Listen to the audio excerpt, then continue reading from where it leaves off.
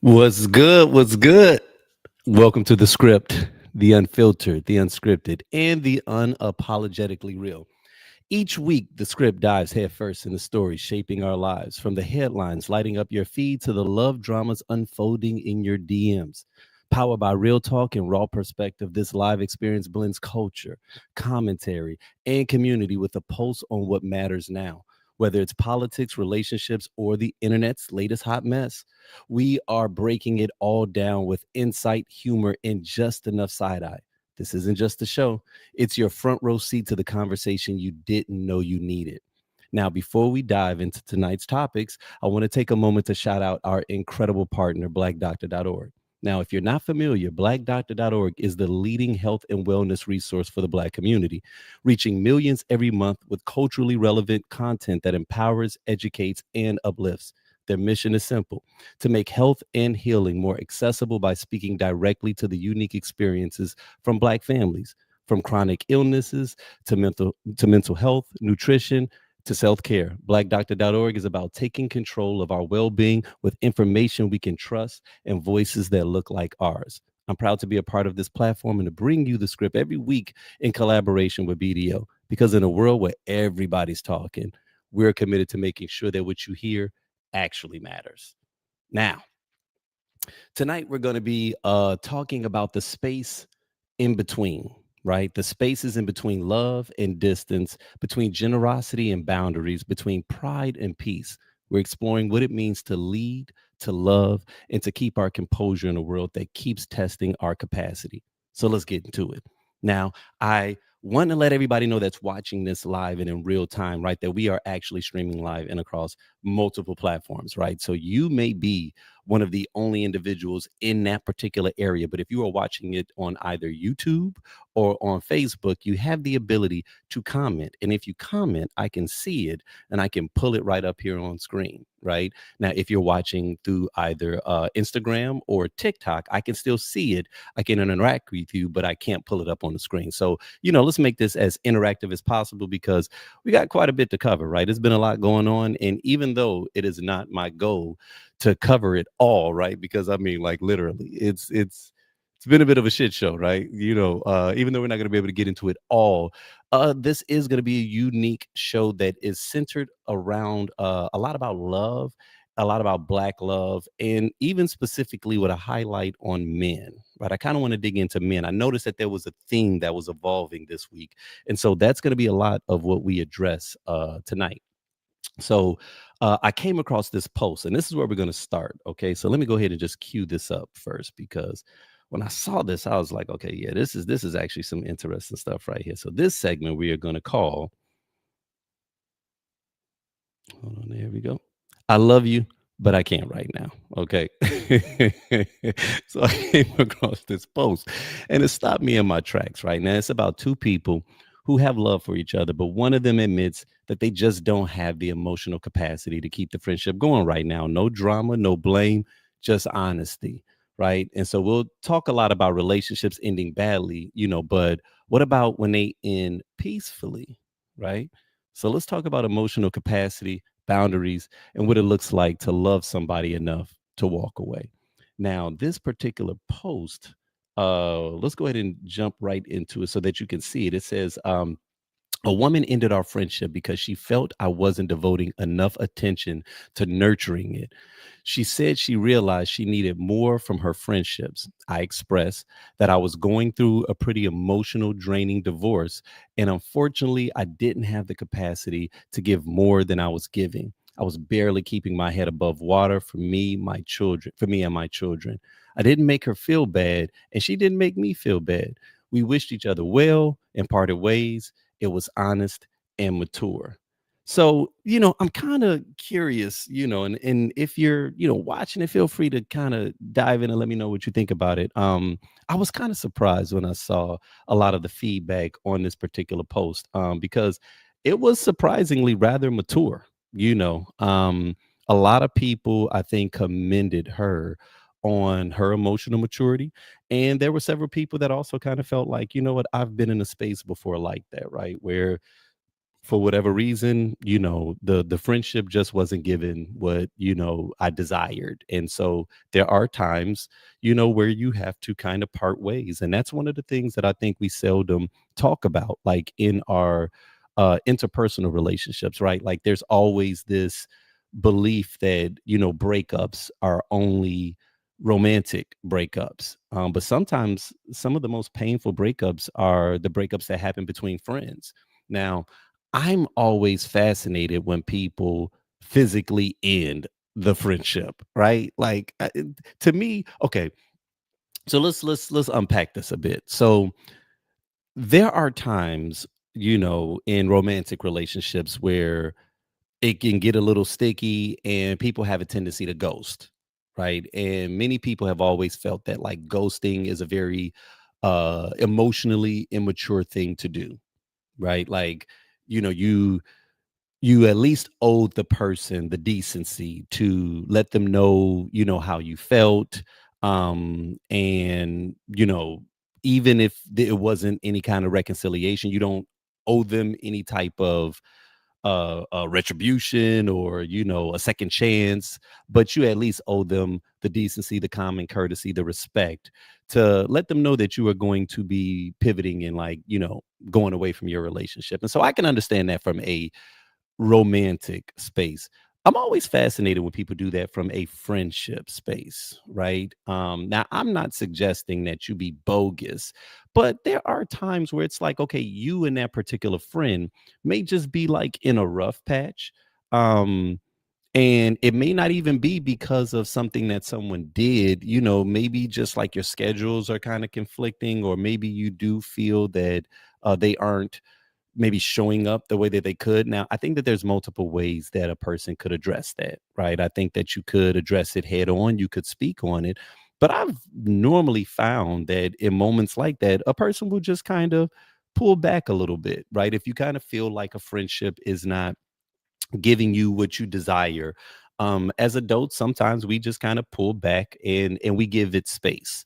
And I think that that is typically, and I could be wrong, but I think that that's typically how people as adults kind of navigate that terrain. What fascinated me about that post was the fact that the woman physically called her friend to make her aware of the fact that, she felt emotionally unfulfilled and that she ended the friendship, and it kind of even got me to thinking like, how would I handle that, right? Like as emotionally mature as I like to believe I am, I don't think that I've ever had a friend call me to end it.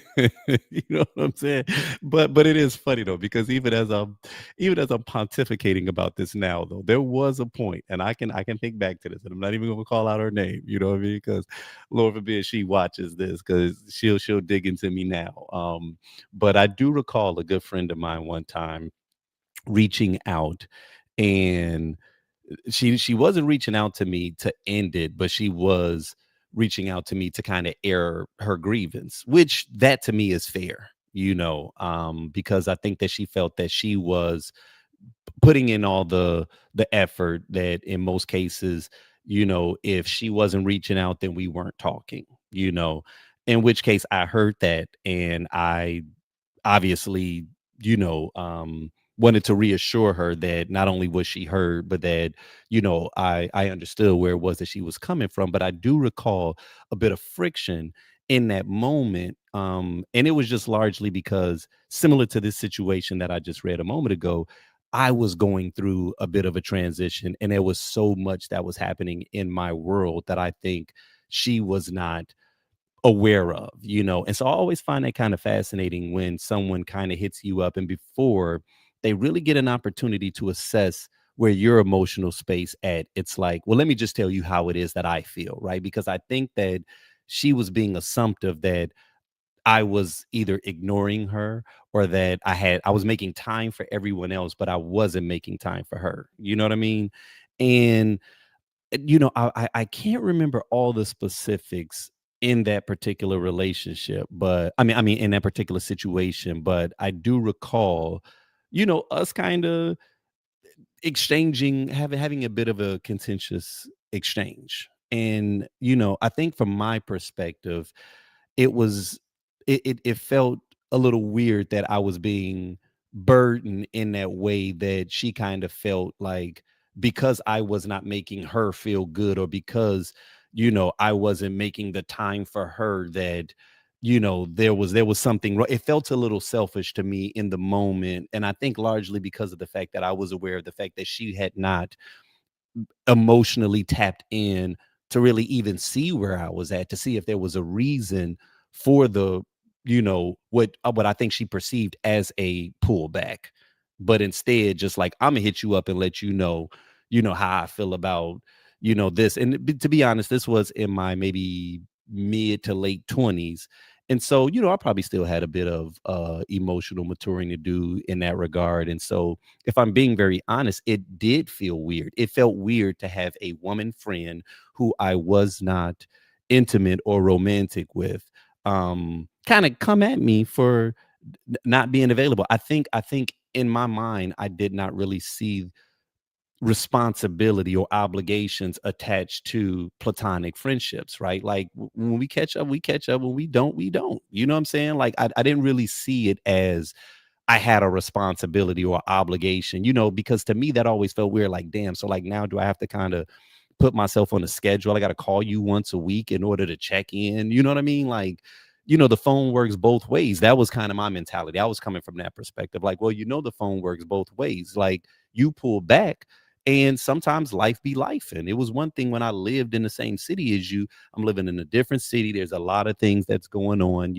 My grind was super hard. And like I said, now at my tender age of 46, I can be very much aware of the fact that she was being fair in expressing her grievance. I think for me, it just felt a little weird, because the only time that I was used to being held accountable from a friendship perspective was inside of a romantic space. It felt like romantic relationships are the only ones that kind of deserved that kind of, like, back and forth or whatever, where I have to answer to you why I wasn't available. You know what I mean? So, I was kind of like, girl, we ain't fucking, like, that was kind of my mentality, right? Like, I don't know how you feel about that. You know what I'm saying? But looking back in hindsight, I really do got to give her credit for making me aware of it. And even just when I think about it now, like, in hindsight, I really did not handle it at a very high EQ level. And so I think as a result of that, we probably did have a nice little period. It was probably several months, if not a year, where we just kind of fell away because my thing was this, like, listen, I might not hit you up all the time, but when you call me, and we make time for one another. Girl, we on that phone for 3, 4, 5 hours, and I'm tapping in, and it's like we never left. You know what I'm saying? And so, from my perspective, it was always like, listen, when we do talk, the energy is great. You know what I'm saying? So we know we still here. I just didn't understand what felt like the expectation. I felt like she was placing expectations on me that felt a little, weird for me.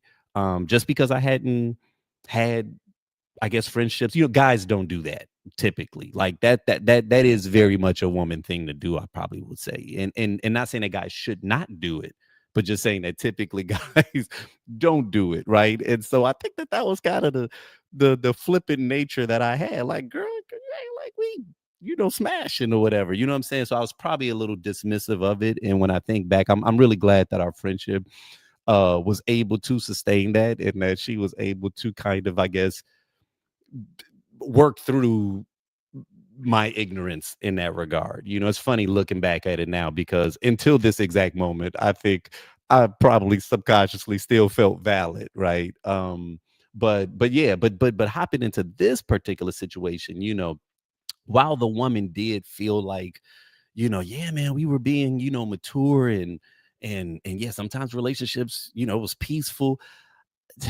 I tapped into that particular post because I don't know if I see that as being the same. And largely because in that particular situation, as the woman shared, she was going through something heavy, right? So, I guess the question that I have in that regard is like, like, what is the cost, of the relationships, like the emotional burden, right? Like, I understand that sometimes growth requires distance, and not resentment. So I do respect the fact that they were able to speak on it, but I feel some kind of way about knowing that, like, while you were going through something, especially if she knew it. If you know your friend is going through some emotional turmoil, because typically divorces are kind of public, right? You are aware of the fact that someone that was a major part of your life is no longer there. And if you are aware that someone is going through something and you're still only thinking about yourself, like, I don't know how I feel about that. And maybe that's just the way I am. I tend to approach my relationships rather selflessly. You know what I mean? Where I'm normally thinking about the other person first because I'm a giver, and so it- if I was in a space where I was going through something and someone could not see that, or didn't care about it, but all they cared about was their emotional well-being, or whether or not they were getting from me what they needed, I wouldn't fight to keep you, but I wouldn't consider that a mature thing. I wouldn't look at it like, well, no, yeah, sometimes things. I'd be looking at it like, you know what? Not only do I agree with you, but yeah, this is definitely for the best, right? And sometimes God, you know, looks out for people. What they say, sometimes separation is like God's protection. Sometimes rejection is God's protection. That's the way I probably would have seen that situation. But, again, maybe I'm wrong in that. So Casey says, glad it was amicable, but that's a shitty friend. Exactly. That's how I feel, right? She's going through some real stuff, and you're complaining that she isn't giving more. Girl, bye. Exactly. That's how I feel, And so, Jennifer says that, this is on point. I'm in similar situations. Oh wow. Yeah, listen, I get it. And that is how I think that that is the space that we find ourselves in at times. But yeah, I mean, when I looked at that, I was just like, yeah, no, I don't know if I agree with her assessment, of it. But I guess a question is emotional capacity something that we can rebuild, or is it a sign that the relationship has run its course, right? So in that mode, I mean, yeah, I guess you could rebuild it, but for me, the only way that I would probably be able to rebuild it would have been if that person atoned for what I felt like was an unfair reason for them to remove themselves from my world. You know what I mean? Like you would have to be held accountable for that. You know what I'm saying? Like it couldn't just be one of those you just kind of pop up out of the blue and start talking and then we just act like we Gucci again. Because people like to do that sometimes. People like to go away from you, leave for bogus reasons or, say stuff like, and it was funny because in the comments of that was wild because some people was like, it was this one woman that said that there was a friend that she had that she was like really close with for a period of time. And then her friend had started going to a new church, got really into church.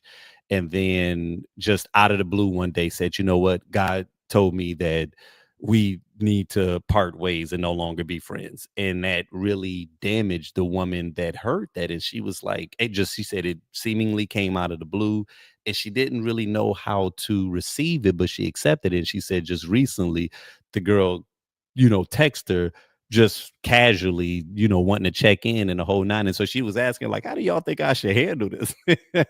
Oh, those comments was lighting her ass up like, oh, you need to let her know. So God told you to hit me back now. Like, I mean, people wasn't feeling that, right? And I'm like, yeah, I'm kind of in that same space. You know what I'm saying? Because that's what people do. People will circle that block when they need you or circle that block when all of a sudden the life that they thought they was going to have without you ain't given no more. You know what I mean? And, anybody that knows me or that's close with me knows that I have two pet peeves. One is to be misunderstood and the other one is to be taken for granted, right? If you take me for granted, it's like, listen, I get it. But one thing we not going to do is for me to prostitute myself just so that I can have your presence. Nobody's presence is that important to me where I'm going to be taken for granted in order to be around you, right? Like I live my life by that Bible scripture that says to never cast your pearls amongst the swine. And that to me, I interpret that as to never give something of value to someone or something that cannot appreciate it.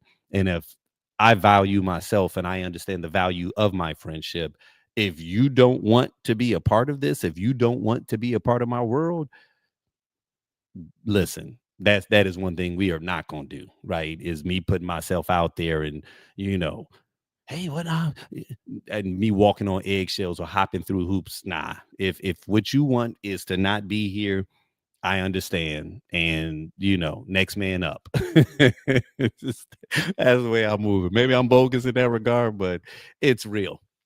So next segment, we're going to talk about the lost language of male friendships. Okay. So, staying inside the theme of friendships, this next clip really hit me. It's two brothers having a deep conversation about something we don't hear often, right? Men talking about friendship, vulnerability, and the wounds that make it hard to connect. They talk about their father issues, emotional barriers, and how healing starts when a man learns to speak a new language, not of power, but of presence. So what I want to do is have you guys key into this one, and then, we'll come back and we'll dive in. And study shows this: men have a difficult time making friends after 35. Mm-hmm. And this is the real reason why a lot of men are suffering in silence and suffering in their mental health because of the lack of community and the lack of friendships. They're not like women. They don't engage, and most men don't build friendships beyond their workplace. Mm-hmm. Mm-hmm. And our friendship started from a challenge of who can lose the most weight and get down to the lowest body fat. Right. And that built the friendship that people see that we have today, and the love that I have for this brother. And I saw it in him. Like I said, bro, you're one of the best to me. Mm-hmm. And I think when you are building friendships, you want to have friendships where somebody can see more in you than you see in yourself in that current space. Yeah. Why were you so guarded, Dr. Tubman? Yeah, please tell these folks. Matter of fact, tell the world how he would leave me on red, and it didn't bother me because, and I want to add this, when you have dealt with your rejection or abandonment issues, how a person responds doesn't trigger you. Yeah. Because I didn't know what his experience was, but I knew I wanted to keep showing up for him. Mm-hmm. Friendship is important to me. It's very essential, and I'm too old to start over in certain places. So for me, I had fresh wounds as it pertains to male-to-male friendships, brothers, real strong relationships. And I had just gotten to the point to where I was okay without the relationship. And so when this good brother reached out to me, he was very persistent. I didn't understand him. I didn't understand his process, his makeup. He's a therapist. So his mental is really, really strong. Mine's strong, but it's more defensive versus, just being vulnerable. So I had a difficult time trying to be vulnerable. I had what's called toxic masculinity, very toxic. And Break that down, because somebody gonna hear that and they gonna create their own definition of toxic. I love the honesty, though. I love that. But you know what, JT, I don't think it was really toxic. I just think it was guarded because we both had father wounds. yeah, And when you've had father wounds, it's hard to build male-to-male friendships, because when you have not been fathered well, you're very guarded and you're very defensive, because there's a part of you that have not had a very safe relationship with another man. yeah. So for another man, and I buy flowers, and I'm all the things, but then the duality of that, I'm a lion and a lamb. Yeah. And so he got to see that, but I understood it, and it wasn't that I needed a friend. I just there's just some people that you just felt drawn to. Yep. And I think that's beautiful. That's a great way to put it. Lion and lamb. I was all lion, no lamb in sight. So to actually start experiencing other men that were so transparent that they could show you the lamb, that took time for me to adjust. So I wasn't going to express how I felt. Bishop Jakes broke me from that. He kept saying, "How do you feel?" And I would send a strong arm emoji, or I would send fire, And he says, "I'm tired of that. Explain to me what you feel." But I didn't have the language. Yeah. I didn't have the language to explain it. That's a part of that toxicity as well. Because if you can't explain it, you throw signs. Yeah. Okay. And so it took me going through all of the therapy, why I rejected my father, why my father wasn't there, the terrible relationships with my parents, the terrible relationships with my brothers and sisters, all of the things that were wrong with me. I started paying attention to the tension, because the tension was causing me to break. So if you don't pay attention to the tension, you will pay for the tension. Listen, that's powerful. That's powerful. So, first and foremost, one of the things that I really appreciated about that clip was just their willingness and their ability to be able to speak in a way that I feel men often don't give ourselves the latitude to do. Right. And, there's probably a myriad of reasons for this.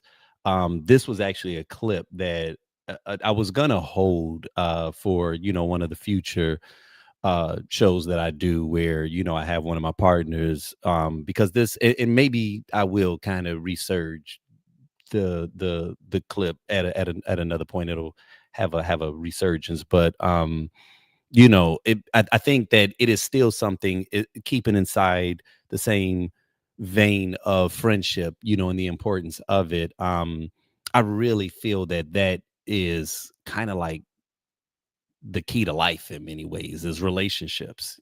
So much about our world hinges on the kinds of relationships that we have. I think that you could really trace a lot of things that is occurring in this world back to relationships, and our ability or inability to be able to manage them effectively, right? And as a result of that, I did appreciate just kind of hearing them speak about that in an open way, right? Without having to say pause a bunch of times. That's one of the things that, and I've said this many times before, it is one of the most annoying trends that has ever been invented. It was it came in the very early stage. It might have been a little funny, and now it is just outrageous, and for the most part, I think as a culture, we have kind of moved away from it, but there's a couple of old heads that cannot seem to let it go, right? Dame Dash, if you hear Dame Dash talk, his mind is constantly thinking about male gay shit. Straight up. He will say something and be like, pause.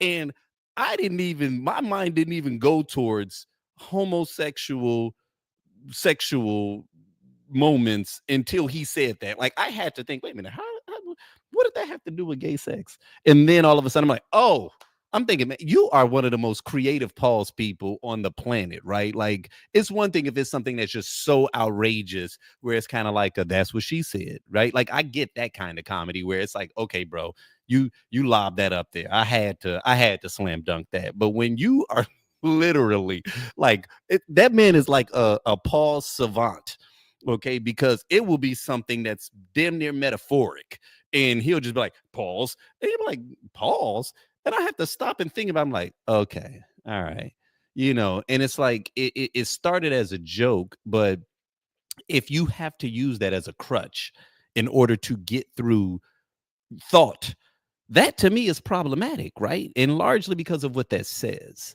You know what I'm saying? Like that any expression of emotion or anything that gives the mild inclination of affection has to be, disclaimed. Like, let me add disclaimer, I'm not gay.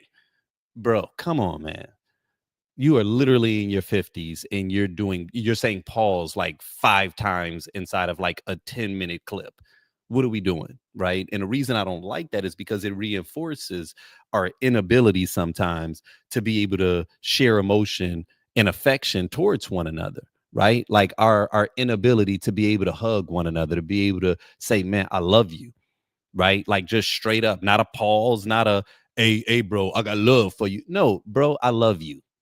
I love you. What is wrong with saying that, man? Like, so many of us have father issues that we just have not addressed. And so as a result of having these, you know, father issues that have not been addressed, it adversely affects our ability to be able to forge meaningful relationships, and so what was unique about that, and like I say, it was just like, nothing about either of those dudes looked feminine. You know what I mean? Like, neither of them was somebody that you just wanted to go up to and try and call them some type of name and be disrespectful, because they probably gonna put hands on you. You know what I mean? But like, to be able to watch them admit that post 35, man, there was something about this dude that I just liked. And that to me was such a dope thing to be able to admit, right? Because sometimes we do not give ourselves the ability to do that. I think sometimes even women feel a little weird doing that, right? Because it's not even just about the gay aspect or anything like that. It's about the vulnerability, the fear of rejection, the fear of, I put myself out there because there's something about you that you look fun. You look like somebody I like to hang around. And, maybe they have already reached their friend quota. They've already reached their friend limit, and they don't have space for you, right? And it's like, okay, how are you going to deal with that? How do you address that? You know what I'm saying? How do you deal with that sense of rejection, and not from someone that you have romantic interest in, but someone that you just platonically wanted to kick it with? You know what I mean? Like, I know that could sting, and so as a result, many of us don't approach these moments or these situations. And as a result, it's like, man, how much value are we leaving on the table? Because there are times, man, where you will be around someone and you're just like, man, this dude constantly keeps me laughing. You know what I mean? Like this dude, right? Hey, man, he a cool brother. I like him. And sometimes if you're working with someone, then you kind of have that ability to be around them for an extended period of time. And then it could turn into, hey, man, you want to go, grab a drink? Man, hey, man, what you got going on this weekend? Like, as men, we sometimes can kind of fish our way around it or whatever. Hey, man, where you going to go to watch the game? Like, we have our little ways of how we can approach it, so that it doesn't feel a little too weird. Oh, man, you know what I should have done? There's this clip of this comedian, and he had just a phenomenal set where he was basically talking about how it was this real cool, like, smooth dude, kind of tall, dressed nice, had money, that invited him out to like a game. And he was just like, oh shit, yeah, come on, let's do it. And as he's walking through this thing, you realize halfway through that this dude actually taking him out on a date, and he just didn't realize it, you know. So it was the most hilarious joke that didn't cross the line of being homophobic, but towards the back end, he realized, oh shit, this dude is like not only is he hollering at me, I went on the date, you know. And so the way that he kind of ended it was like still enjoying them tickets and them nice courtside seats. It still wanting to engage, you know. So it was a funny joke, like, and I get it as men, like we're always trying to, I guess, guard ourselves against that, you know. Like there's this fear of, which really is an irrational fear, because like what are we imagining in our head? Like even if the dude was flirting, you know what I'm saying, like the moment that they cross that line, no, you put his ass back in that compartment, you know what I'm saying. Like what are we imagining? Are we imagining that it's going to turn into like a prison rape scene? I think so much about our identities are based off of very irrational things that don't really exist naturally in our day-to-day lives, you know. Kind of like when we were growing up as kids, cartoons made you believe you had to be on the constant lookout for quicksand and falling anvils, you know what I mean. And I've never seen quicksand in my adult life where I'm just like, you know, they didn't warn you about the real shit, but quicksand and falling anvils was the two irrational things that cartoons kept going back to. And for whatever reason, man, male affection makes us feel like it's gonna go clean off into an old episode of Oz, where we just gonna be powerless, you know. And I don't even know what that is. I don't know if that is like a fear of feeling emotions, you know, and not knowing what to do with them. Like do we have a fear that something might feel good, and then now I gotta question my identity and question my sexuality in a way that I didn't before? Because see, to me, if you're secure in who you are, why do I care about how this thing looks? Why do I care about how you feel about me? You know what I'm saying? Like if I'm grounded and I know who I am, my identity shouldn't feel so fragile that I can't express that. That's how I feel. You know what I'm saying? If there's fear in the expression of it, then that's because there's some dark areas, some shadow work that you haven't done yet. And a person may be questioning themselves, right? Like maybe they, you know, and not to say that, you know, they're closeted, but I think that, you know, it's almost like crack cocaine, right? Like you don't even want to try it because you don't know if you'll get addicted to it or not, right? Like some people can be casual drug users, but for people that got addictive personalities, they know, no, I can't have no beer. I can't even have a beer because it will lead to a all out bender. You know what I mean? Like maybe it's that kind of fear. Like I don't want no affection because if I like it at all, I may be full blown rainbows, pom poms, and whatever, you know, homosexual, like, you know, caricaturization that you have in your mind. Like you're afraid that it's going to go clean off the deep end. And so it's almost like, let me just be closed off because I can't express nothing. And I understand also that like our emotions and sexuality is a spectrum. And so the same way that you can have some people that are very fluid, you do have some people that I think are not homophobic at all. They are just 100% hetero, right? Like, so there is that. And I do give space for that. You know, I never try to paint all people in one box, but I do think that we sometimes have issues, right? We have problems that as a result of us not being able to do this very natural thing that's very healing, that adds so much value to our worlds. Our inability to do that strips us of value. And so as a result, man, we are closed off, we have blockages, and that shit turns into things, right? It turns into anxiety, it turns into stress, it turns into anger, you know, because you don't have these healthy relationships that oftentimes operate as mechanisms to not only keep you balanced, to keep you happy, to add value, you know, sounding boards. You know what I'm saying? That's one of the reasons why we be telling people they need therapy so much, right? And not that just because you therapy is a good thing regardless. But I think sometimes therapy for a lot of people is just that bridge, man. Go to somebody to talk and to express some emotions that you are having, because this whole stoic belief that strength is me being completely closed off, and man, I'm telling you, it's creating ulcers. It's, and people feel lonely, right? And loneliness is one of them things, man, that it's like it creeps up and you don't even realize that it's there. You know what I'm saying? You don't realize it's there.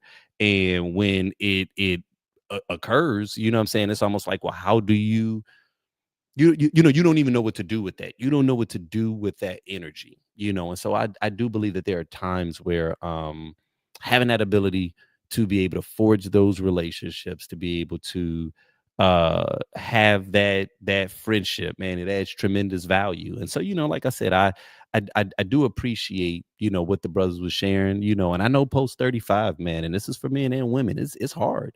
It's hard finding friends in this world, despite how interconnected we are, despite all these various means of us connecting to one another. I think for many people, this is one of the most isolating and lonely times that they've ever been in. It's like this technology gives the illusion of connection, when in reality it's a device that tends to isolate us more than anything else.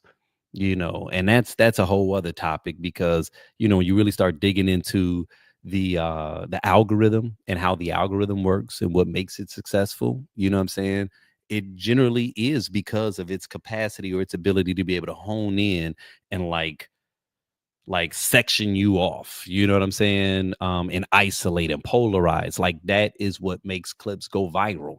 It doesn't go viral because everybody agrees with it. It doesn't go viral because there's a nice exchange of views. It goes viral typically because this particular clip snatches people to one of two edges, so it polarizes people. It's right, left, it's up, down, it's black or white. You know what I mean? Very seldom is there nuance, and in most cases, that's what a relationship is. A relationship is nuance, because in order to have them, you have to be able to sometimes accommodate someone. You have to be able to acquiesce to someone at times, and not necessarily losing yourself or losing your identity. But I do think that we have gotten to this space sometimes where it's like we've become so rigid. And so it affects not just our romantic relationships, but it affects our interpersonal. It affects our platonic relationships. And I honestly believe that for people that are having a hard time finding romantic partners, I've always felt like friendship kind of is the key. So many people do not know how to be friends with their significant other, right? It's like they're always an object. And this happens on both ends, ironically enough. It's probably more men doing it to women, but women are doing it to men also, right? If you only see that man as a means of getting something done, or a paycheck, or a meal, or a whatever, or even just his presence, if you don't actually vibe with this person, you don't have the capacity to be friends with them, then these relationships become one dimensional. So I think we have a tendency to objectify one another, and it's because the way that our romantic worlds have grown have always gotten us to a space where we don't really learn to like one another, right? It's like the guy is attracted to you because of physical, sexual reasons, and you are most likely attracted to him for security, stability reasons, right? And it's like, as long as we fulfill these things, everything else you feel like is just going to work itself out. And not necessarily, right? Like, that friendship takes work, it takes effort, and a lot of people aren't willing or able to, you know, put forth that effort. So yeah, that's just my thought. So now, let me see. This next segment, we are going to talk about when hospitality meets boundaries. Okay. So I want to lighten this up a little bit. And this post had me cracking up, but it's also one of those stories that says a lot more about human nature. Okay. So a guy meal prepped his food for a week, and a woman he was seeing came over and ate not one, but two of his prep meals. Said he never talked to her again. Okay. Now, was she wrong for eating them? Or was he wrong for saying help yourself and not expecting her to take that literally? Okay, so what we're going to talk about is when kindness crosses into boundaries and why people always assume help yourself comes with an asterisk. Okay, so I want to begin by actually just showing you the post because it literally had me cracking up. So this gentleman goes, this woman came over after a dinner date. We had a great conversation. We laughed, played music, we vibe. Then she asked me if she can eat one of my meal preps, chicken and rice, beans and salsa. And I said, sure. She proceeded to eat 2 meal preps, half a family bag of Sanitas chips, and 2 guacamole cups. My goodness. I never spoke to her again after that night or meal prepped ever again. Damn. This was 2019, and I still occasionally get irritated visualizing her putting the second meal prep in the microwave. Okay, now let's be clear. That is classic. That is classic, right? Now, I mean, can we just be honest? Shorty was greedy. Out now. Help yourself don't mean help yourself to the whole damn house, right?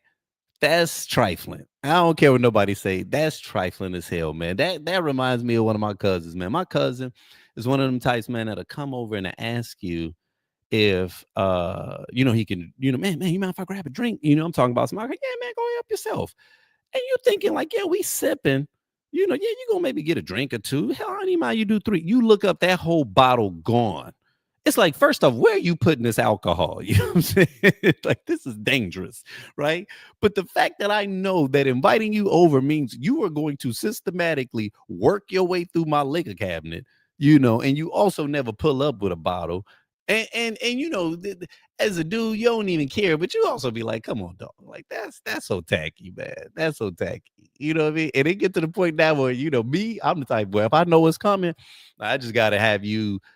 Hey, man, you might want to grab something on your way over, man, because I'm kind of light. Hey, man, you might want to grab what you feel like drinking. I only have this. And the thing that I have is typically not what he likes, okay? But if you got some vodka, oh man, he gonna make that vodka look like Gatorade, right? It's like, bro, man, what are you doing, man? Like, come on, man. So I am curious to know, like, just like, how would you handle a situation like that? I mean, do you think my man's was bogus? Like, was this something that, he probably should have, said? Like, because like I said, like, when someone says help yourself, like, do they mean all the way?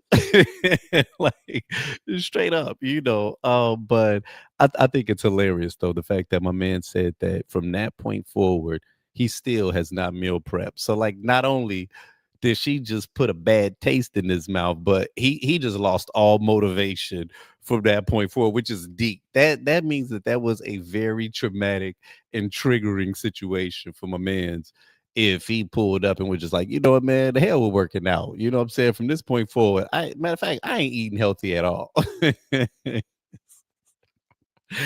Like, yo, man, that is absolutely bogus, but yeah, I mean, to me, I do think that I think she was being a little trifling. You know what I'm saying? I think she was being a little trifling. On a personal level, though, I would not have cared, and he did go on to admit inside the thread, because it was funny, because people were laughing, but a few people did challenge him because apparently it hurt their feelings. So how the phrase "hit dogs holler." Oh no, all the 2 meal prep eating guests that were in his comments had something to say. And he did say, oh no, he said, in all honesty, he said, what made me think about this was that the woman that I'm with now, that I'm in a relationship now, if she did that, I wouldn't even think twice about it. I wouldn't care. So the fact that I cared on a level was an indication that I really wasn't that into her, And so I thought that was kind of a profound assessment that he made as it relates to the visceral response that he had to that woman pulling out a second meal prep. And keep in mind, y'all, this ain't just like she came over and she had dinner. They came from dinner, right? So how you gonna come from dinner and then eat 2 meal preps? Not even like some snacks. I can even see you max that bag of chips. I'm like, damn, girl, I wouldn't even care. But 2 meal preps? Like, nigga, that is a quarter of the week right there. You know what I'm saying? Like, but nonetheless, though, like I said, admittedly, I probably am like, damn, but if I'm in courting phase and I was feeling you, I know me, I wouldn't have gave a shit. Yeah, I'd have been drinking like, yeah, eat up. Don't eat too much. Because I ain't shit. So, I mean, I personally probably wouldn't have cared, but his assessment on the back end, though, does make sense because when the little things annoy you, right? When the little things irk you, that normally to me is an indication that y'all probably just not vibing. You know what I mean? And so I get it. I get it. Maybe you were, and I think it's the same way with women, to be very clear, right? The dude asked you out and he was like, all right. Now, sometimes you might have thought the dude was just like decent. You might not have been really attracted to him, but you was like, I ain't doing nothing. And then you hang out with the dude, and turns out he's got a great personality. He's got swag. He's funny. And now you're kind of into him. You know what I'm saying? And so now what grew as just like mild, meh, or like faint interest can actually start a fire a little bit. I've heard of situations like this.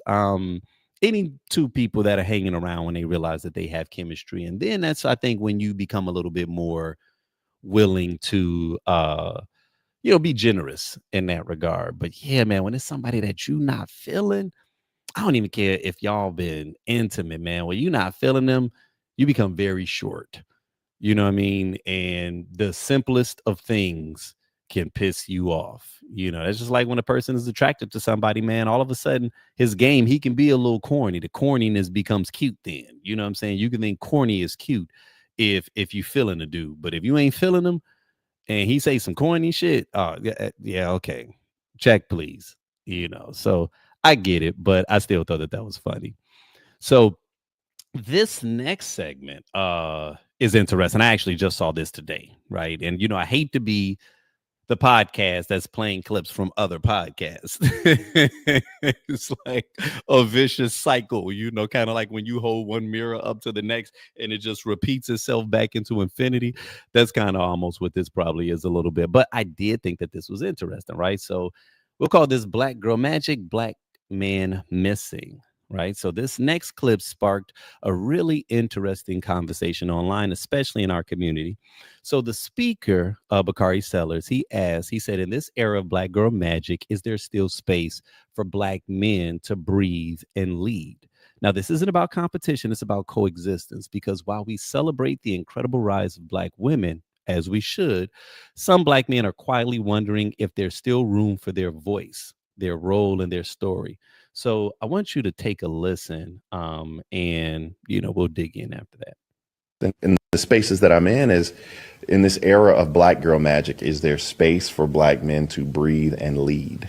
And there is this theory that is pervasive. During this period where we've seen this attention, and most of it is earned attention, on Black women, their success, their educational achievement, entrepreneurial success, etc., Black men are trying to figure out their place in our communities. What once was a place of leading your household and leading your communities and being able to be that voice and be able to speak out, there are many people wondering if that role is still there or if their voice has to shrink during this era of uplift. Now, I know the quick response that people will say is, oh, well, they can coexist. Like there's nobody pushing you out. That's how I feel. And I think that the response would be that sometimes it's so loud as we praise, as we should, that many times we feel as if our accomplishments, our successes, or even more importantly, our trials and tribulations go unnoticed. And that pushes us further in the back of our homes and further in the back of our communities. And I think that's reflective of some of the things you see. Okay. So, obviously, when you see something like this, there's several questions that kind of come into play, right? In this era of Black girl magic, is there space for Black men to lead and breathe? Are Black men truly being sidelined, right? Or are they just learning to share the spotlight? And so there's a lot of thoughts that I had when I saw that, and even just kind of watching the commentary, which was heavily women that were speaking. they were kind of pushing back, and they said, listen, I know this sounds familiar. There was one woman in particular. She said, I know this sounds familiar, but sometimes equality feels like oppression, right? And that's oftentimes something that we say when we're talking about how a lot of white people that are viscerally pushing back from wokeness, and things of that nature, they feel like, yeah, right now this is a anti-white person movement. You guys want me to feel, or the DEI conversation, right? It's like people are so used to this imbalanced system that the moment that anything attempts to come in and make it more equitable, people that are normally on the receiving end of whatever oppressive state that currently exists have a hard time getting comfortable with just even a slight balancing, right? Because we're not going to act like just because Black women have moved more into the forefront that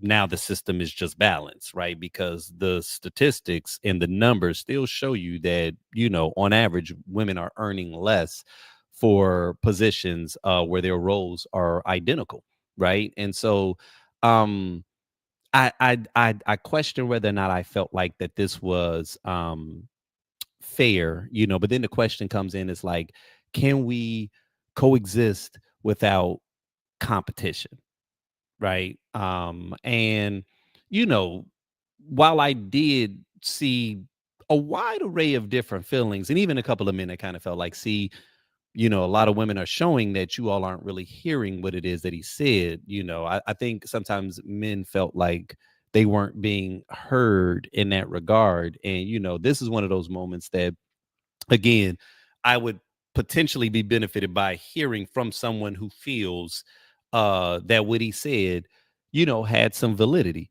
I personally didn't think it was invalid. I just think I see it a little different, right? First and foremost, I'll start with this. And this is no shade to Black men, because I love my bros. You know what I'm saying? Like, real talk. Like, I love my Black brothers. You know what I'm saying? Like, I got great relationships with a lot of men in my world. And so I ain't one of them type of, cats that's just like, I always lean in, to women's viewpoint, so to speak.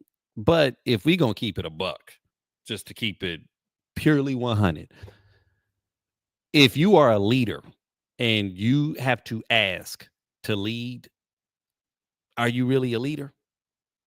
Right? Like, if you have to ask to lead, is that leadership? And that, to me, is where I'm like, I don't know if I understand what the ask is in this moment.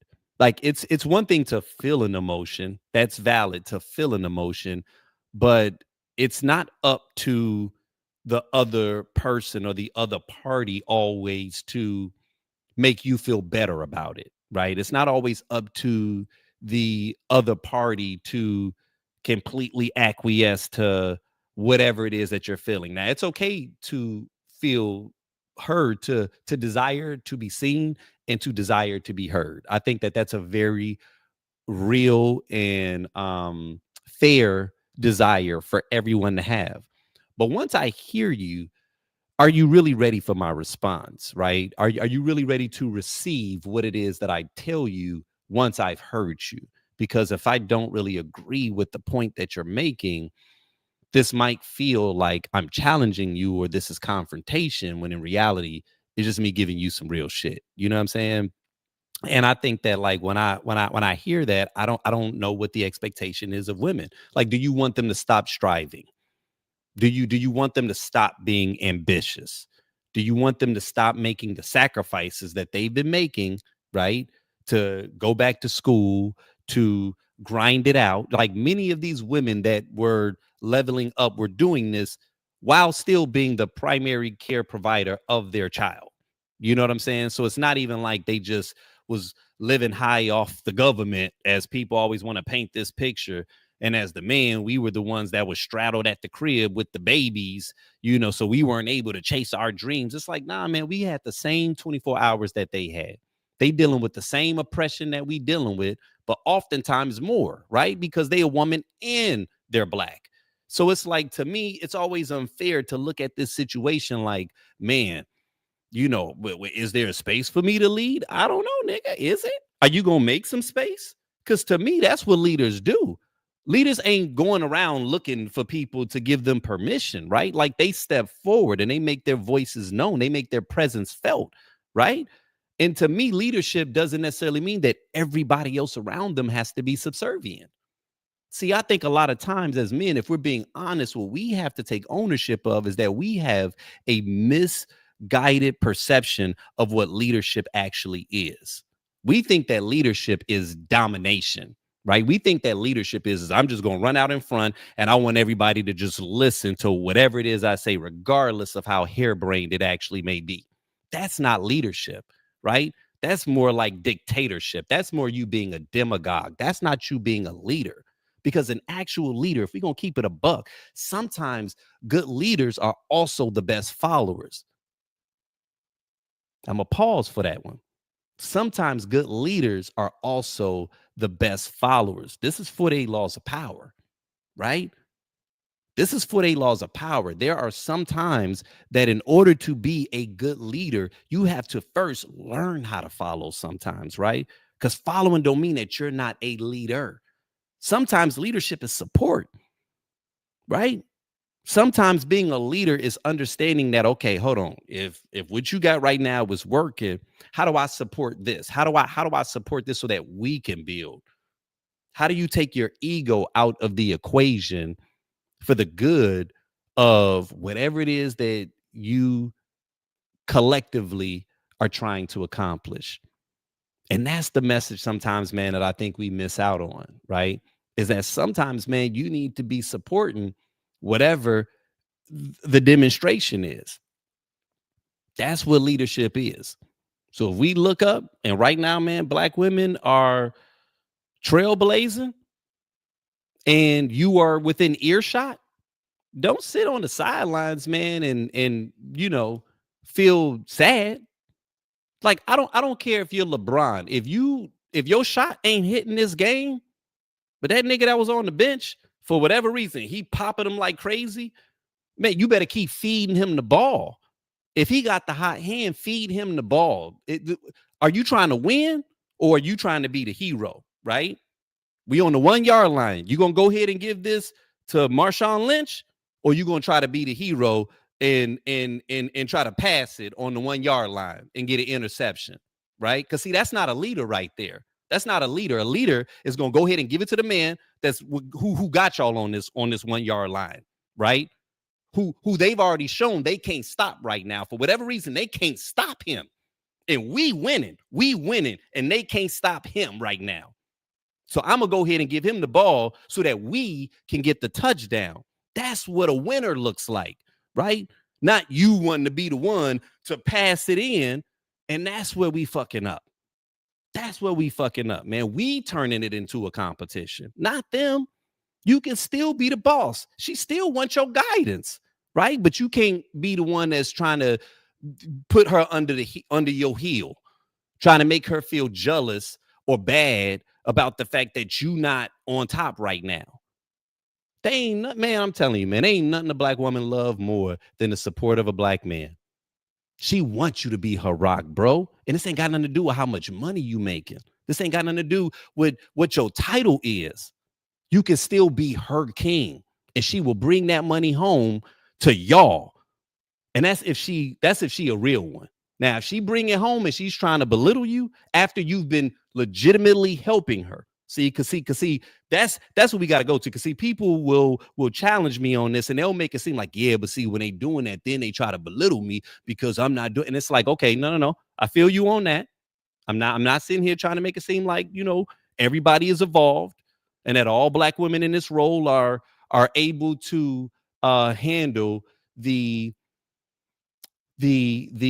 power that comes from that position sometimes, right? And so I do know that there are times where people can attempt to belittle you and can attempt to strip you of, your manhood because of the fact that you are not making more. And in those situations, bros, that wasn't the chick that you should have been with, right? She don't understand the value that you add. And so that's when you're supposed to remove yourself from that situation.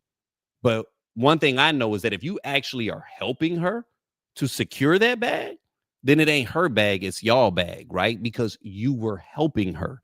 And she's aware of that. She's aware if you are actually her emotional support, if you are invested in whatever that thing is that she's doing. Not she come home and she just feels alone. When she comes home, can she tell you about the bullshit that went down in the office? Are you going to help her navigate that space, right?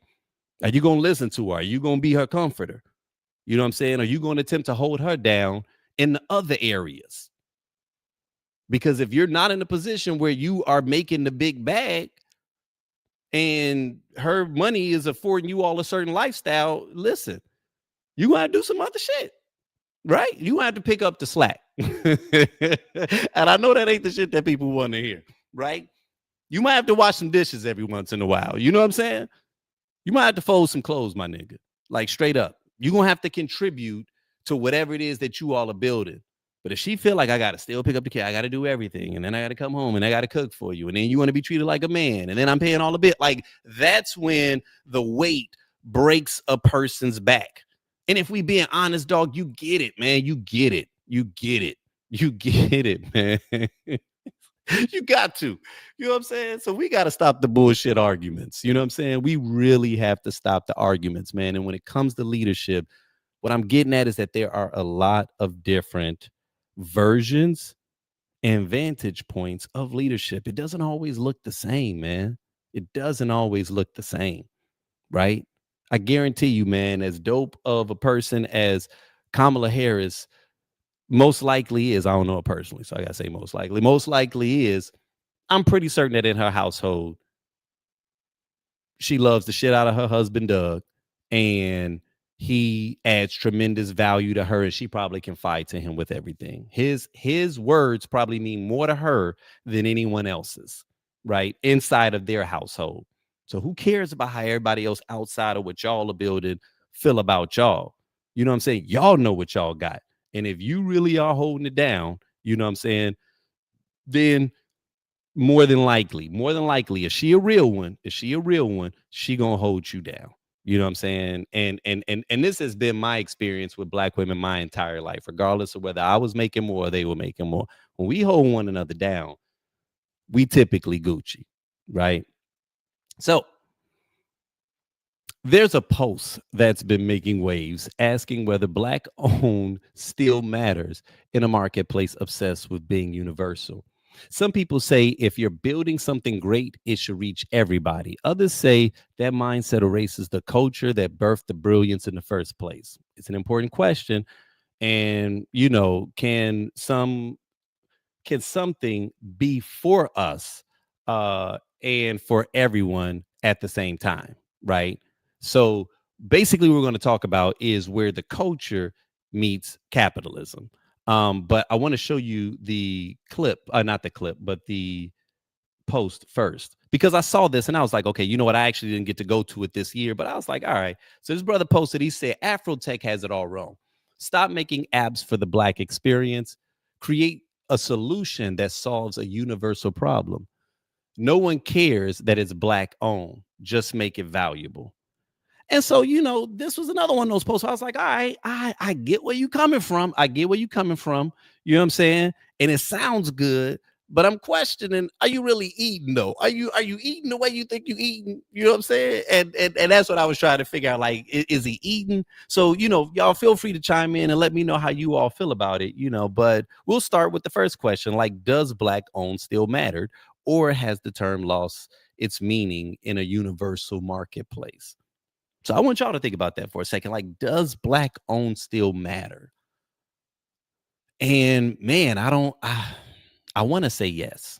In my heart, I feel like if we can get it to matter, that may solve a lot of things. If we can get it to matter, that may solve a lot of things. To play devil's advocate for a moment, I think that it can be a hindrance if in your mind you equate Black owned with guaranteed patronage.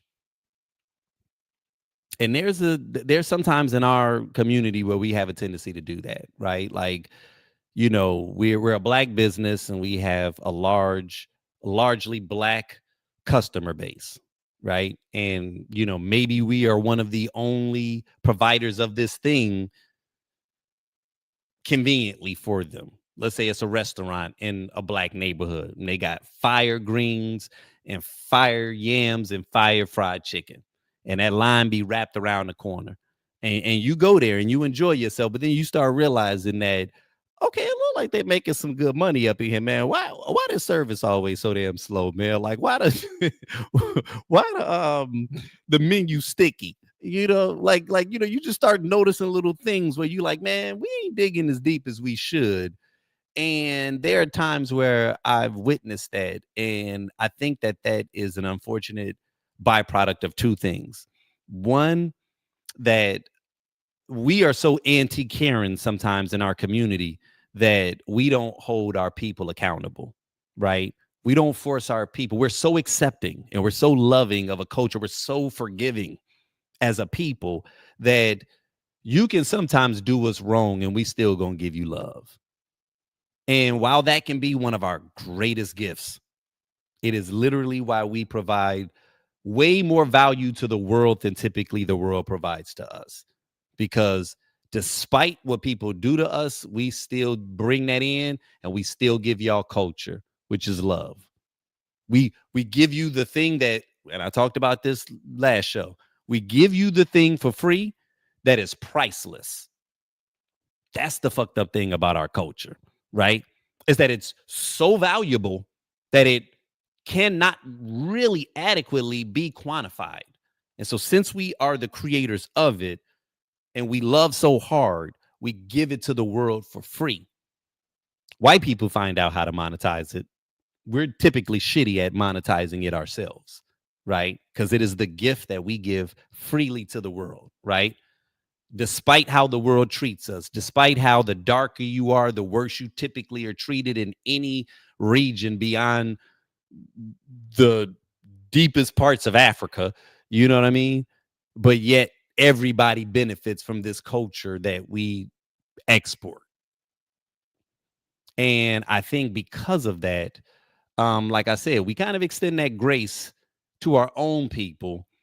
And when black people are the primary customers of a particular business, you'll notice that, like, yeah, people be you know they not always on point the way they should. Okay. And I look, I don't even want to, I'll just say there are some cities that have large populations of black people, and I love it every time I go to these cities and sitting at these expensive restaurants that are probably black owned, but definitely 60, 70, 80% black people in the room. And you can tell, man, not only these some black people with some money, but man, it's black people serving me and they nice, but they slow. Hey, slow as hell, man. It's almost like being in Italy. You know what I mean? Where they got the siesta or something, and you just like, listen, we ain't rushing for lunch, okay? We're gonna take 3 hours. It's like, man, where is the man? I thought he said that he was bringing, the ketchup. You know what I mean? And you just be like, damn. And don't let something break in the bathroom. Man. It's gonna be forever before they go up in there and fix that thing. You know what I mean? Because we just, we are the kings and queens of making it work. You know what I'm saying? Making $1 out of 15 cents. You know what I'm saying? Like, we know how to rig something, and y'all already know what we call it. But sometimes, man, your gift can also be your weakness, right? Because it's like you get to this space where, because people are forgiving, because they're not, holding you accountable, complaining, and not just complaining, but shifting their business elsewhere, right? Because that's what capitalism does. Capitalism, it at its pure form, makes you competitive, because if you are not the best, if people are not seeing value in the thing that you provide, they will go to a competitor. And so that forces you sometimes to have to dig deep, right? That's why most businesses are going to pay more attention, unfortunately, to the negative comments, because we know that gets way more traction than the positive comments, because we know we're competing. But if you're the only black restaurant, man, in like a couple mile radius, and you already got lines outside the door, man, and I'm not saying this is all the time, but a lot of time, man, we do not feel properly incentivized to give our best. You know what I'm saying? And so that is an area where I think we sometimes have to be a little bit better. You know what I'm saying? I do think that massive wealth typically comes from, branching outside of your community, or if your product, service, whatever goes pop, as we call it with music, right? Where it crosses over. When you cross over, and that's just largely because it gives you a much broader customer base. You know what I'm saying?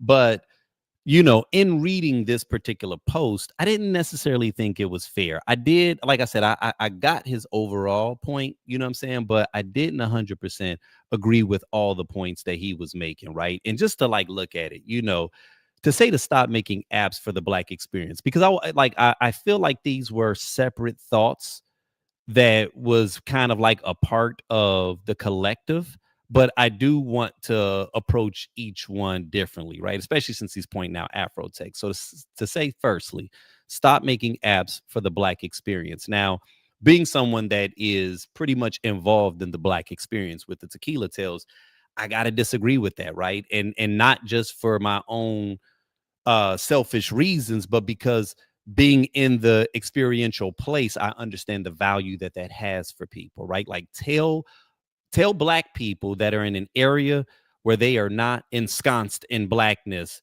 to not care about Black experiences, right? Like the city that I'm in right now, on paper, we might be like between 5 to 7% of the population. I think it has grown, because we don't always do the census properly, and it's been a lot of growth, but I'd be surprised if we were over like still 11%. You know what I'm saying? So you get a lot of people that come down here and they just desire to be around Black people. They desire to be around Blackness. They are looking for that, like even in the dating space, right? I don't want to go on Tinder where, a lot of people are probably swiping left just because either they don't find Black women attractive, which I think that's a lie. I think a lot of them do, but just, they don't feel comfortable.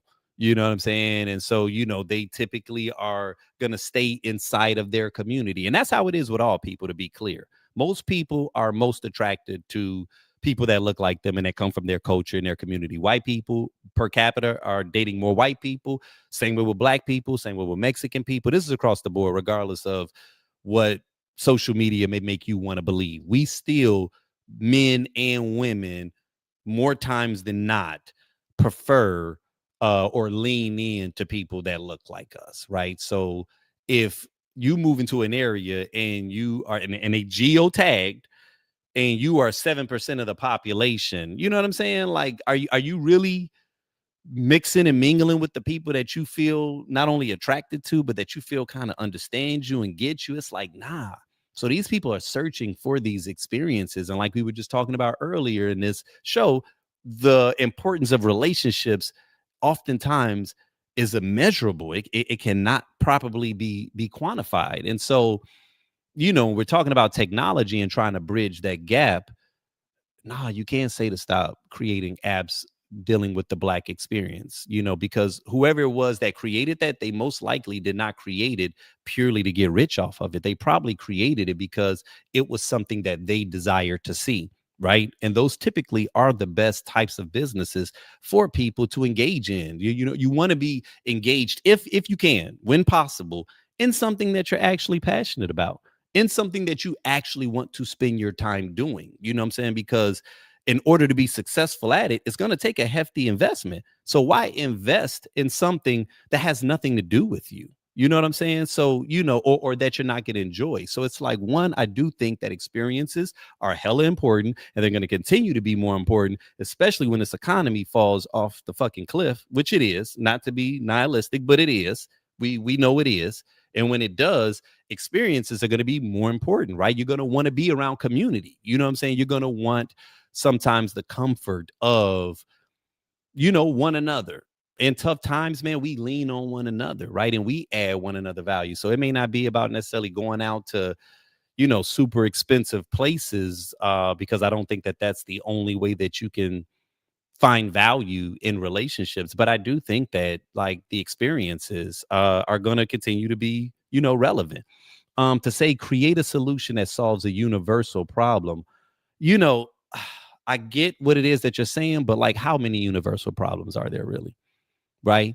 Like, if we really peel that back, then essentially what you're saying is, yeah, don't start and, try to pay attention to a niche. You're saying, no, you should open up your business and be Walmart. If you can't be Walmart, then don't open up your business. Like, what's a universal problem? And how many people have seen success by solving universal problems? Most things are niche, right? It like medicine. If I need a medicine and I've got back pain or whatever, I'm gonna take something that's going to target the back. There ain't no pill that just make your whole body feel good. You know what I'm saying? Everything is about specialization, especially on the internet, right? That's how you find your community. So if I'm a nerd and I'm invested in the nerd culture, I'm not going to create a product that accommodates some other community that I know nothing about. Why am I trying to be successful in a community that I know nothing about? That sounds like a recipe for disaster, right? Because I don't even understand it. I haven't done the research. That to me is also arrogant as hell. That's arrogant as hell to believe I can solve everybody's problem. Not this thing that was bothering me, this little slither of life that, oh shit, ain't nobody done this. Ain't nobody noticing that this thing right here and ain't nobody solved that. Like, man, like I'm gonna go ahead and solve that. Right. It may not be a universal problem. And I get what it is that he's saying. You know what I'm saying? Like, he's trying to take it outside of just blackness. You know what I'm saying? I feel what it is he's saying, but it's kind of weird because, like, why did you go to Afrotech to be anti-black? That's weird as hell. The more I even think about that. Why would you go to Afrotech so that you can ultimately develop anti-black takes? Let me go to the place that's black as hell and be like, y'all, stop being black up in here. Stop being Afrotech. Just be tech. That don't make no damn sense the more I sit up here and think about that, right? So really the entire post is a little riri if we're going to be honest. You know what I'm saying? Like, what do you do? Stop it. You went to Afrotech and every problem that you had was all the blackness that surrounded you. You know what I'm saying? No, Afrotech is popping because it's niche. So of course, everything that deals with this is going to deal with black people, right? So just like he's saying, no one cares that it's black owned. And nigga, why are you at Afrotech? What you want, Afrotech that's owned by Viacom? That don't make no damn sense. See, I'm talking about sometimes people just hop on the internet and they just say dumb shit, man. And it sounds smart because you think you think you eating, but you're not. You're not eating, man. This nigga was not eating, right? Just make it valuable. And see, sometimes it's valuable because it is niche, right? Sometimes it is valuable because it does handle that's very specific, precise need that you had. Sometimes I want to hear some house music, but sometimes it's a certain kind of house music that I like, right? I'm not trying to hear techno. You like, no, just make it house music. It's like, nah, bro, it's so many different, versions of house music. Sometimes I want Afrobeat. I want it right in that cut. Right. So if you can solve that thing and you can build that community, that to me is where success is. And if you really understand how this algorithm is working, you got to build your community around something that unfortunately is niche. You cannot be Walmart if you don't have that kind of financial capacity, those kind of financial resources that can allow you to scale something like that that's universal, and every product is not going to be so universal that it appeals to all cultures and all races. Because I know that that's really what he meant when he was talking about just make it valuable and kind of does black on really, matter. And it's like, yeah, actually, it kind of does. Right. And I'm going to tell you for two reasons. The first reason that black on means something is because nobody is going to create something for black people better than a black person. To be clear, nobody is going to create something for black people better than a black person. Now, I'm not saying that white people can't create things that we appreciate, you know what I'm saying? But saying that someone that understands the unique space that we are in, the unique needs that we have as a people and as a culture. And I understand that, we are not a monolith, but there are some ties that bind us. And when someone is able to speak to those very unique needs that sometimes we possess, that sometimes our experience here in America has endowed us with, right? When people can address that, it adds value to us. You know what I'm saying? So that is why I think Black owned on one level, depending upon what it is, has value. But then on the next level, I think that this is one of the moments where I take this away from the producer of the product and I want to lean more into the consumer. I actually wish that Black owned did mean more to us as Black people. One thing that a lot of people overlook is that we right now generate somewhere between 1.8 and soon to be $2 trillion worth of revenue every year. That is what we contribute to the economy.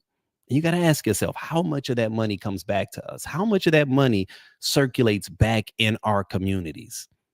Very little, very little. So a lot of times, right, as we continue to move forward, right, and who knows how things are going to play out, um, regardless of whether we got more time with Trump or if it fades and then it goes into a JD Vance, like the handwriting is on the wall with how they looking at things, right? The elimination of certain things, certain programs, certain just business mechanisms that existed that were pro-Black, pro-equality. These things are being eliminated. You know what I'm saying? And so success for us is going to have to look different moving forward, right? And what that means is that we can no longer afford to just spend recklessly. We have to be more intentional with how we spend. And, I understand that we don't really have a lot of direction around this, because a lot of times people will say support Black business, but they don't really give you a blueprint. And that's what I feel we need. We need a blueprint, right? And that blueprint, I think it's a lot easier than sometimes we give ourselves credit for. The blueprint can be done with one decision, right? What if you just changing one choice that you made could dramatically affect our community? See, people don't really realize that sometimes that's how change happens. It doesn't necessarily happen in some big, major, grandiose gesture. Sometimes change happens in the inches. It happens incrementally, right? So imagine if just you making one switch, one choice, right, can change the future of how our culture moves. So one of the things that I've been thinking about is what we need to start doing is investing in our Black businesses in a very intentional way. So let's think about something that you probably buy a lot, annually, deodorant, hopefully, right? Something as small as deodorant. Imagine if you said, instead of me buying Degree or buying Old Spice, you said, let me be intentional about this. Let me see if there's any Black producers of this particular product that I can support and just try it out. Just try it out. You know what I mean? Go ahead, make the purchase, try it out, see if you like it. If you like, okay, no, this is kind of fly. If you find yourself liking it, what if you just switched out that one product? So from now on, instead of you casually just going to Walgreens, or when you find yourself at Fry's or Jewel or wherever, we don't do Target no more. So Costco, you just was like, yeah, I'm gonna just go ahead and grab this Degree. What if you was like, nah, when it comes to the deodorant, I'm going to buy my deodorant from this spot. Now I get it. In the onset, it's going to be a little inconvenient. That's why I'm saying it just needs to be one item. Like, I'm not saying to totally upend your buying process. No, still do the things that you're doing, but for that one item, be intentional about that. Put it on auto ship, right? So that once a month you're getting a stick of deodorant. And it doesn't have to be deodorant, right? There's all kinds of items that exist that we purchase often. What if we just switch that one item we decided to be intentional about? We would literally create millionaires overnight. Just think about it. And everybody doesn't have to be picking the same item, right? We are generating close to $2 trillion annually. I'm not saying we got to redirect all of that trillion over to the black community. Man, they would annihilate us if we did, right? That's why we got to start this shit off slow, okay? So one item, right? So they don't see us coming. Do you know how many millionaires we would create by the end of the year? And whether or not you realize that that's then going to benefit us, right? Because the more money that we have in our community, right, that these people became millionaires because of us. So they're creating something for us. So what happens when they start to scale? Now they need to hire people, right? You think they just going to go out and start hiring like, white people, Asian people, when it's the black people, that's the reason that they successful? No, they going to want to give back. This is how that process starts, right? But it starts with you giving first. You wasn't even expecting to get nothing in return. See, this don't have to be transactional like that. You are literally sowing into someone else's world. This is how we change, right? And I guarantee you what's going to happen when you do that one product, after a couple of months, maybe a year, you realize, all right, I don't even think about that one product no more. Yeah, no, I like it. No, now I do that one product. All right, now let's make it two. What's the other product that you can switch out, right? So you see how this one decision starts to turn into, well, now you got two items that you probably, got on auto ship that you like. This ain't you just, now, one thing I'm not about, this ain't no charity, right? So you try out that business. If the product sucks or you didn't like the service, you don't say, all right, fuck black business. That's not the way to go about it, right? No, at that point, then you say, you know what? All right, let me try another one. You'll be surprised how many of us that's out here doing things, man. But see, here's the thing about it. You want to know why you don't know about it? Because it's expensive as fuck to promote and to advertise. And they make it that way. You can be a content creator that's getting hundreds of thousands of views, if not millions of views on most of your posts. Put a product up in that and watch your engagement dry up. Dry up. It could be a hilarious ass video too. And see, sometimes when I used to see that, I used to think, oh man, see, that's because people don't like being sold to. In the moment that they know you selling something, then they no longer want to get engaged. And now I realize, yeah, it's a little bit of that, but it's also that algorithm, right? It's also that algorithm. They know what we saying. That's how they able to caption it. AI is reading it as it's going across. It's already encoded it. They know, oh, you trying to sell a product on my dime? Instead of buying the ad like we want you to, yeah, we're going to dry this engagement up. So that's why you don't know about the black products, because it's expensive to market, even to us. That's why we have to be intentional about it. We got to be the ones to actually do the research. And it's not hard, man. Google still works, right?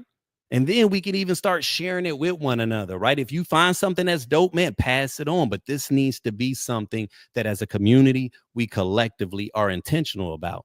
And it don't even take everybody to do it overnight. We can get a couple thousand, couple 10,000, couple 100,000 to start doing this. Y'all, we will literally start creating millionaire businesses overnight. And it's because we shifted $10 to $15 a month, something that we were already buying. That's important, but it wasn't just like, oh my God, I have to shop degree. And I keep going back to deodorant, but seriously, I don't want to limit it to deodorant because it could be anything. It can literally be anything. I'm telling y'all, this is what I mean when I say it's time to circle the wagons, right? This is what circling the wagons mean, is that we start to look internally at how can we help one another? Not what can I get from one another? How can we help one another? As a man soweth, that shall he also reap. You're not going to get nothing if you're not giving. You got to give, man. Who gives a shit what they are doing with this administration? It's time that we change our attention. It's time we start ignoring them. It's time we don't even let them get us roused up. I just saw an article a moment ago of some young Republicans where they got a whole text chain of all of this racist stuff that they were saying in the private chat. I don't care. And neither did anybody else in this post that I saw. They was like, yeah, I'm 0% surprised. We are so unbothered. You know what I mean? And so now it's time that we start to now redirect that attention. Since we're no longer getting outraged on the bullshit, let's take that energy and start focusing on our community, right? And to be real, we making some dope products, man. We making some dope products, fashion, but not even just that. Like I said, the consumables, as they call it, right? The things that you consume frequently. That's where we get, sometimes we say support black business and it's like, oh yeah, I bought a t-shirt. Nigga, you buy t-shirts every month? Because if you are, then great. You know what I mean? But like we gotta get more strategic so that a portion of our income is generating revenue with other black owned businesses. I'm telling y'all, man, it will literally change things overnight. And that's just me being real. Now, let's shift gears to a story that had a lot of people side-eyeing the media, and for good reason. Van Jones spoke at a Jewish philanthropic event and publicly apologized for black anti-Semitism. When the moment went viral, he denied it, called black outlets and pressured them to retract their coverage. But the receipts came out and the truth wasn't on his side. So I want us to take a look at this clip that sparked it all. At a Jewish philanthropic fundraiser and apologize for black people's anti-Semitism. When someone who was at the fundraiser tweeted out his quote, it went viral on Twitter and Van Jones denied it. Van Jones first got the dude to say that the tweet wasn't accurate. And then he called only the black publications and got them to retract the articles. When he called the place where I worked and insinuated that like, I was wrong. The tweet was wrong. We should retract the article. I was off work, so I had no idea that this was going on. But my editor said, well, no, we weren't reporting about a tweet. A source had provided the entire audio to me. He had already called where I work, talked to my bosses, and essentially called me a liar. So I released the audio. And it was exactly as we said it was. Going to start off with an apology. Going to start off with an apology for the silence of my community and for the speech of my profession. When we now have the shock to you, the pain to you, and the humiliation to us of having an African-American icon praising Hitler and Nazis, and we act like we don't know where the hatred came from. And I want to say very clearly, when it was a drip, we did not turn it off. And now it is a flood. And I want to say to you, I apologize for the silence of my community. The silence is over, and I want to say to Kanye, who I know, yay, nay. Yay, nay. Yay, nay. And after Van Jones had called all those black publications, gotten them to retract articles or amend their articles, when the truth came out, Van Jones said nothing. To this day, he hadn't said a word about it because Van Jones is a liar, a certified liar. So the part that he said doesn't bother me. You are listening to Contraband.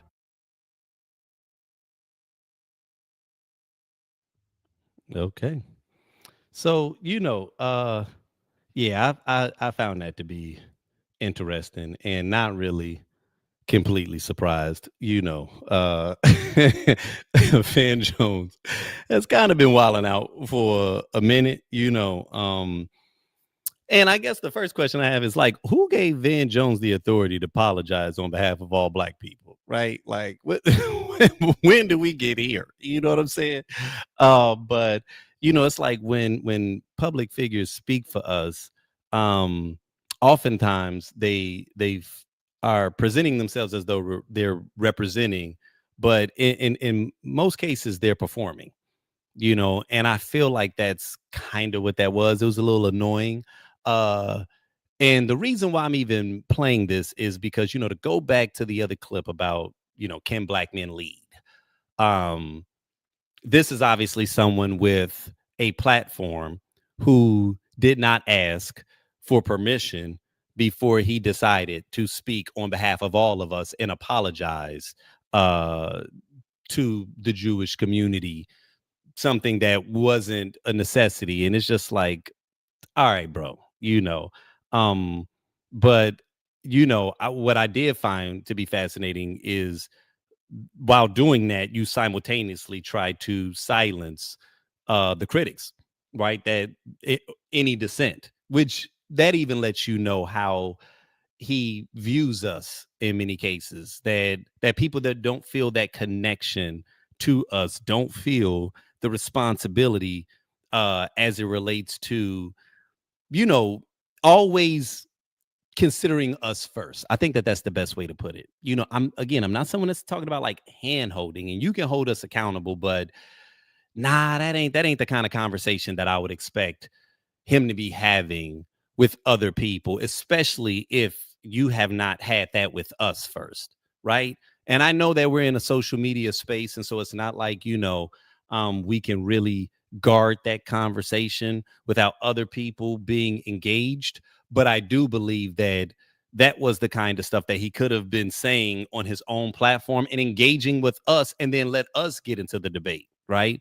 But to go and speak for these other organizations and, making these like wild apologies, I was just like, okay, yeah, nah, that's not ain't it, And so the question becomes like, how do we hold people accountable, when they distort things for their own reality, because essentially in that regard, yeah, I'm not down with that, and again, when we talk about these circling these wagons, man, it's fascinating because as pro-black as I am also still pro-people, and I also still acknowledge that even while simultaneously being pro-black, it doesn't necessarily mean that all black people are going to be on the same side of the wagons as I'm on, right? And that's one of the things that I think I do need to clarify. I talk about circling these wagons, but you need to understand who is an ally, right? And sometimes even people that look like us are not always allies in that regard. You know what I mean? And so the same way that there's gonna be some black people that ain't over here, I believe there's gonna be quite a few white people that are over here as well.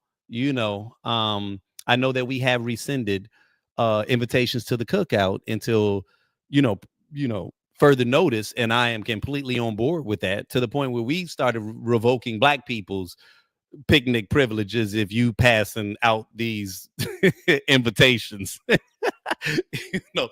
Matter of fact, they ain't just regular invitations. This is a code. And when you try to go and scan that code, it's going to say access denied, right? Because you out here wilding.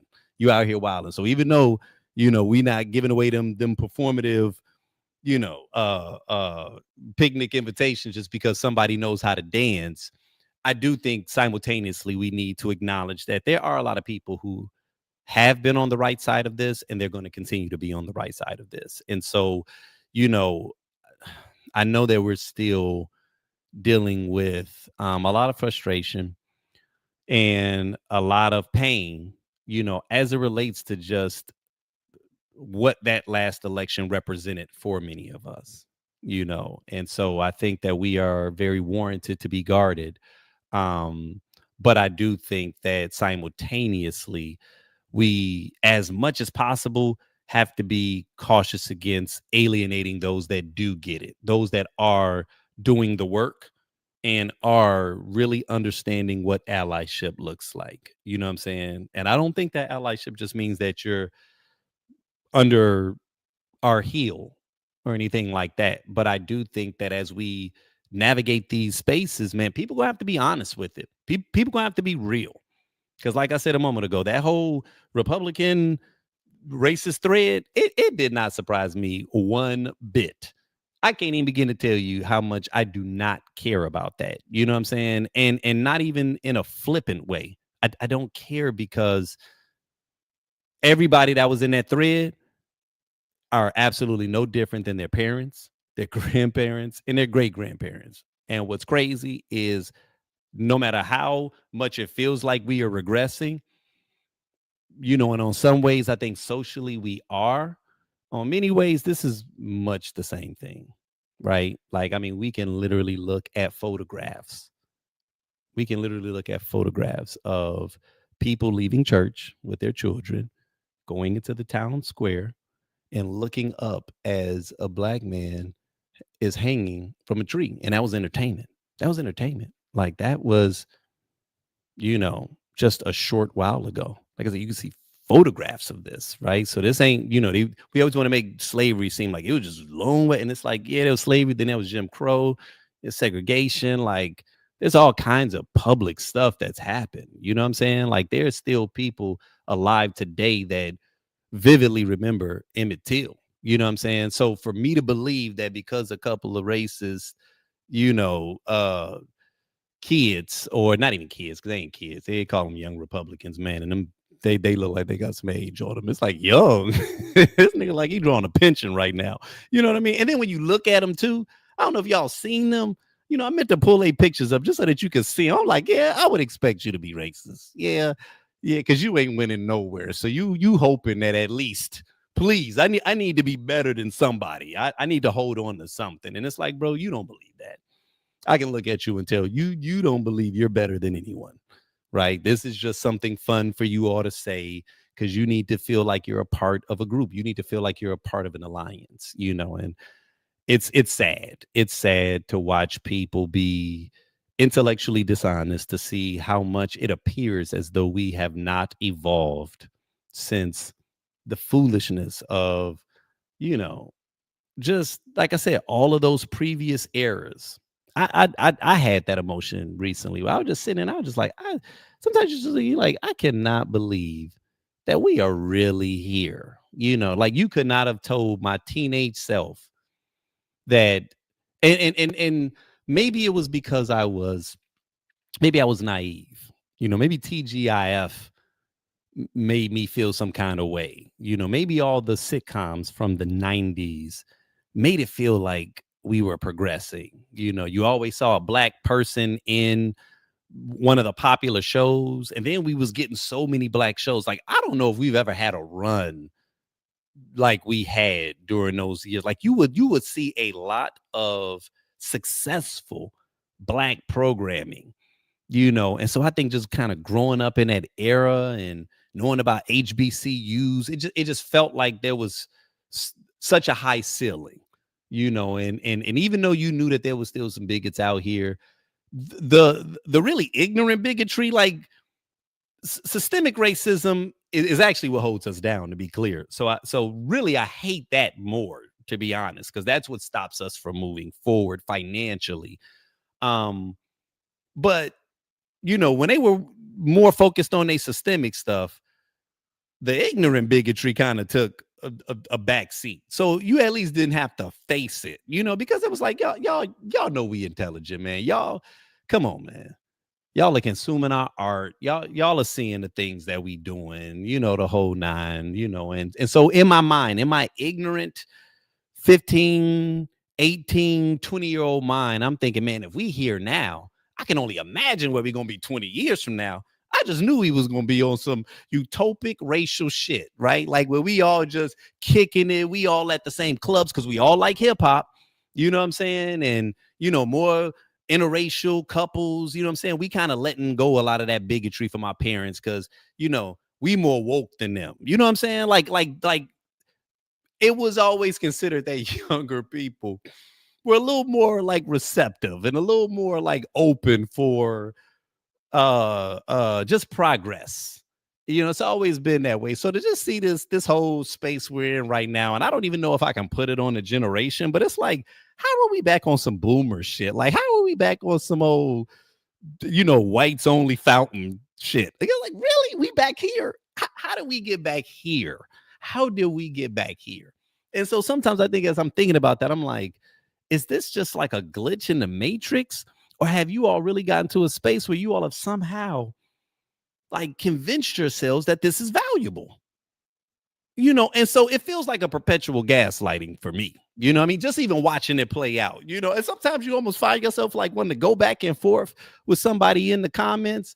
Every once in a while, maybe you do, but for the most part, you're like, nah, because that's so ignorant. Like, if you really believe that, then I really shouldn't even be talking to you. You are not worth my time. If you really have a belief that's so primitive where you believe that just because the color of your skin that you have any kind of advantage, especially intellectually, over me, regardless of whether we've read the same book, you just believe that just by virtue of you being white, if y'all still really walking around here believing that, y'all, let me tell you something, black people. If they really that stupid, we should have been took this bitch over.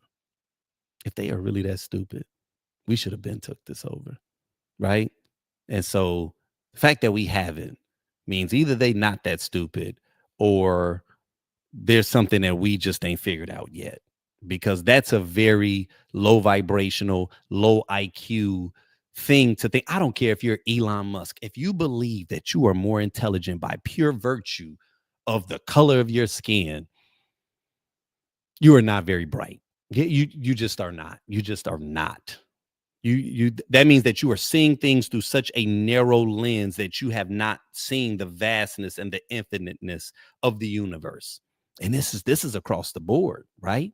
And I love my black people. I know the areas that we are great in, but I don't place us so far above everybody else that it's just like, y'all ain't shit. You know, you don't have the capacity to this, because that is such a limit. And again, that's what I'm saying, man, as we circle these wagons, now we'll be honest, we do know that there are some people that sometimes feel predisposed to very low vibrational forms of thinking. But I think that that's more systemic than anything. I honestly believe that that is a byproduct of unregulated, unchecked power, right?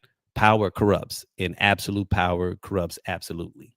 Point blank, period, right? So anybody that gets in that space of absolute power that does not have the humility of recognizing your flaws, right? That is a dangerous space. And so most times, man, like I said, bigotry comes through a space of ignorance, right? And like I said, we should be taking advantage of it.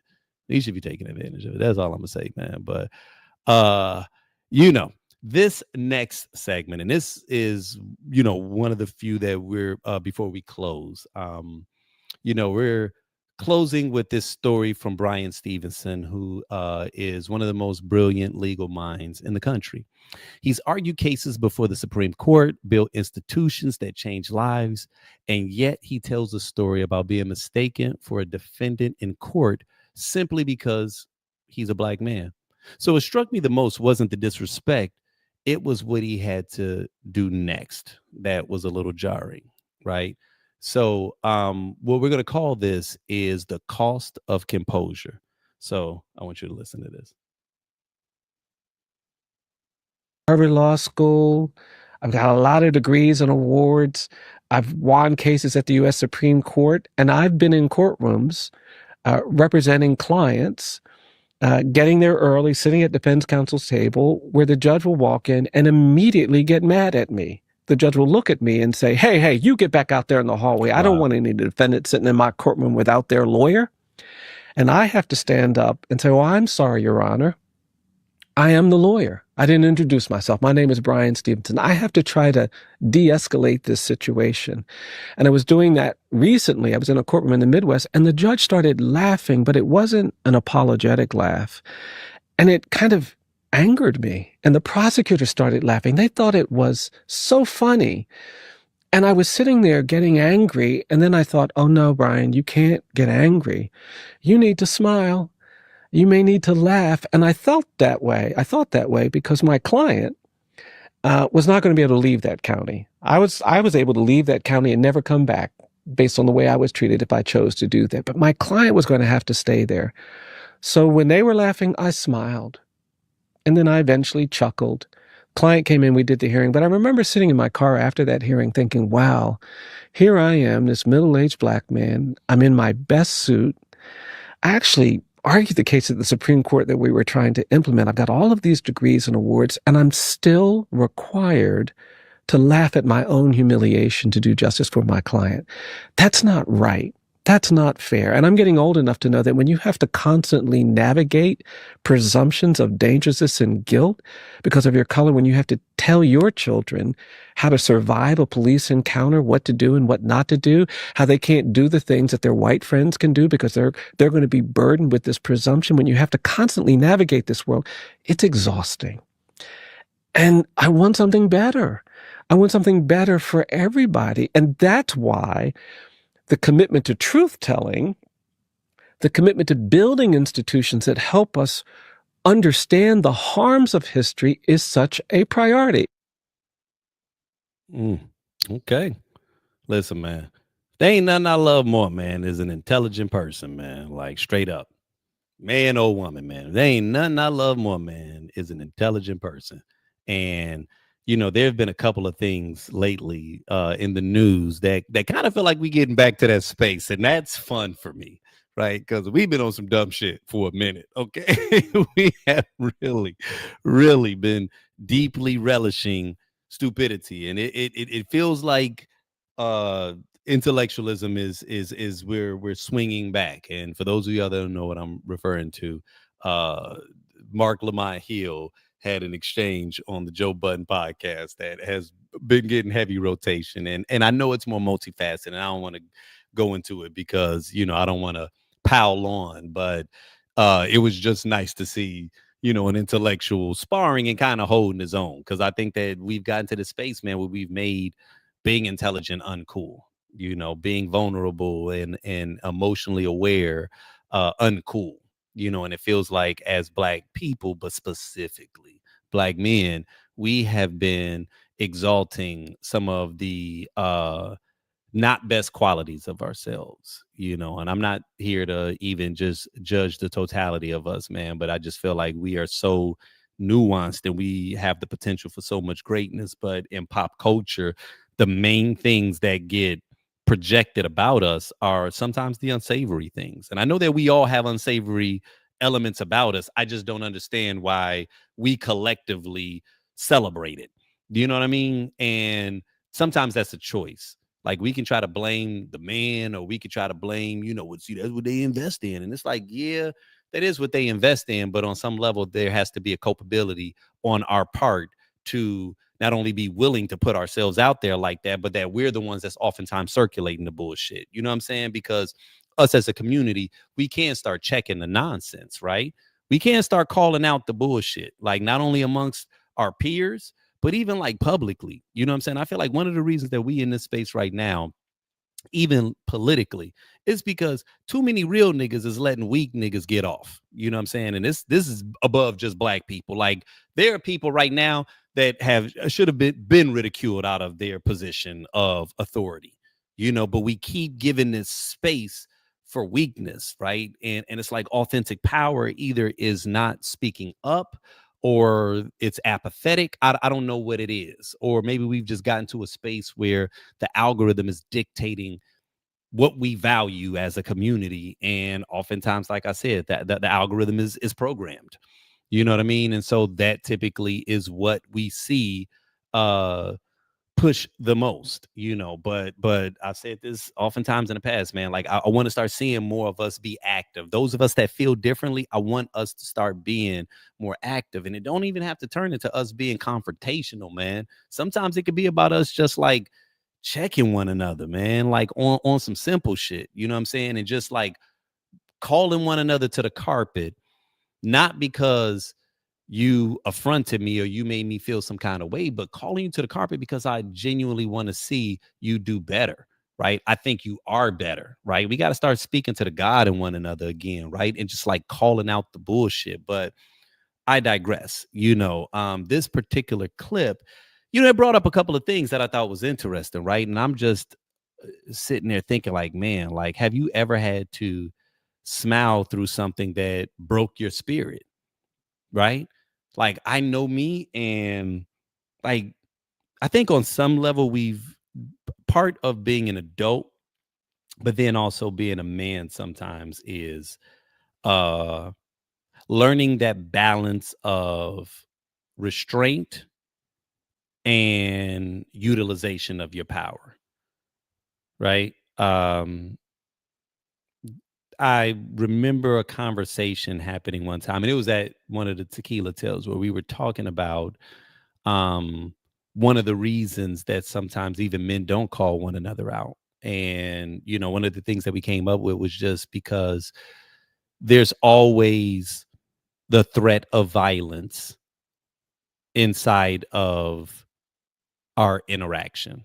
Like, we are aware of that as men, not even just black men, just men in general, because we are ever so aware that if this continues to escalate, it ends in violence, because we know that oftentimes it can cause some of us to be passive, right? Not because we're weak, but because I don't know how far I can go back and forth with you before we cross that imaginary barrier. And now we in that space. And so that was even part of what happened in the clip with Dr. Lamont Hill and Queen's Flip on the Joe Budden podcast. Like, it had gotten heated. They were exchanging something that Queen's Flip said Dr. Hill took as a challenge or disrespect. And he just politely but firmly, very firmly said, "Oh no, don't call me a sucker." And so, there was a bit of an exchange, but he was leaning into it to just make it clear, like, look, I know we having a heated discussion, but I'm not going to tolerate this disrespect. And he got to the point where, like, cats was standing up. And I heard a new term that I didn't know exists. I mean, are we gonna pod? Are we gonna pod, or are we gonna step outside? I was like, oh shit, that's what y'all calling it now. Is that what I'm doing right now? Is this a pod? Like, oh, okay, I'm pod. I was like, all right, well, let's get back to pod. Okay. I didn't know that was the new term. That was the new drip. Sorry. They decided to keep podding, but it popped real quick. And sometimes that is what can happen inside of an interaction, even amongst intellectuals, right? Like, it can escalate quickly. And as much as I want to act like I'm above it or beyond it, nope. I guilty as charged, man. I know that side of me. I've seen it come out about 7 times in my life, man, to the point I've given it a name.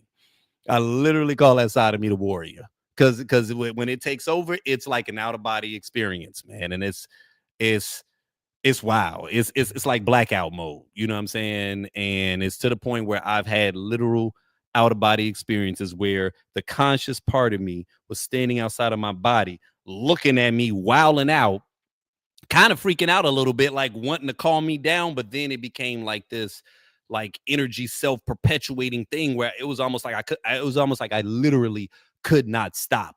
And I was ready to go wherever we were supposed to go. It's and sometimes I'm able to catch myself, but because I know that side exists, because I tell people I don't have a quick temper, but I have a short temper, right? So it may take me a long time to get there, but when I pop, you typically ain't gonna see it coming, because I'm not the type that like ramps up and then I was trying to hold it in. I was trying to keep it back in. I was trying to compress it.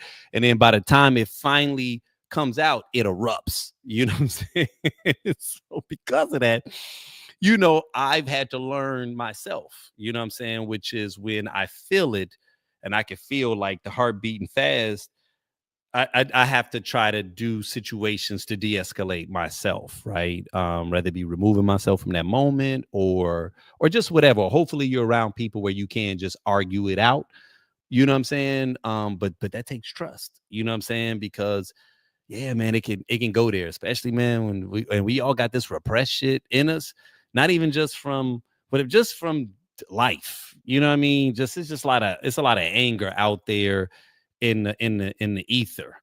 And so, you can get caught. You can get caught. And that's why we calling it crashing out now, which is a funny term because it's real, right? You can very easily crash out nowadays, man, and it can come out of the blue, and so because of that, and because we are aware as men that threat always looms, a lot of times, man, we have to learn how to manage it. And so even in this situation with this Harvard guy, like, yeah, just because he Harvard, he intellectual, don't mean he no bitch.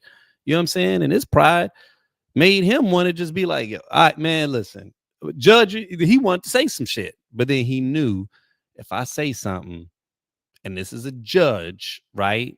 And a white judge at that, regardless of the judge, you cuss the judge out. You nigga.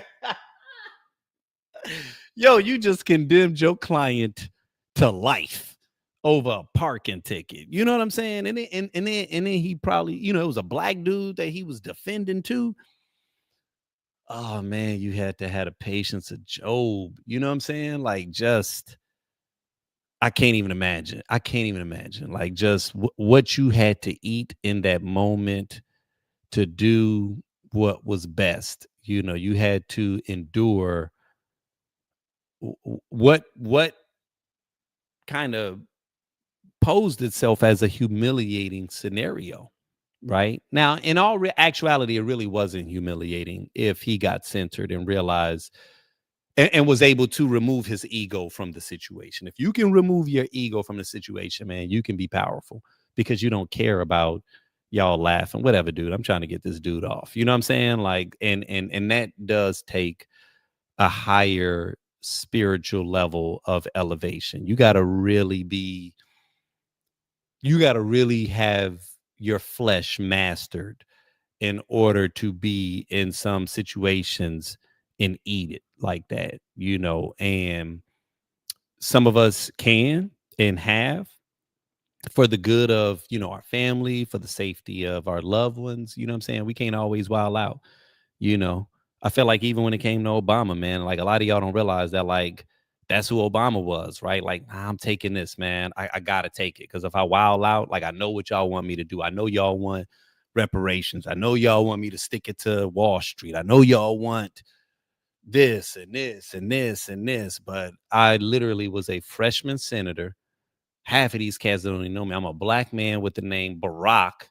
You know what I mean? And even though we got a majority, these cats are feeling a little funny because even the Democrats probably can't believe that a black dude is in this position before they are. So they low key a little jealous. Just because we Democrats don't mean that they all just like fell in line. That ain't even how the left move.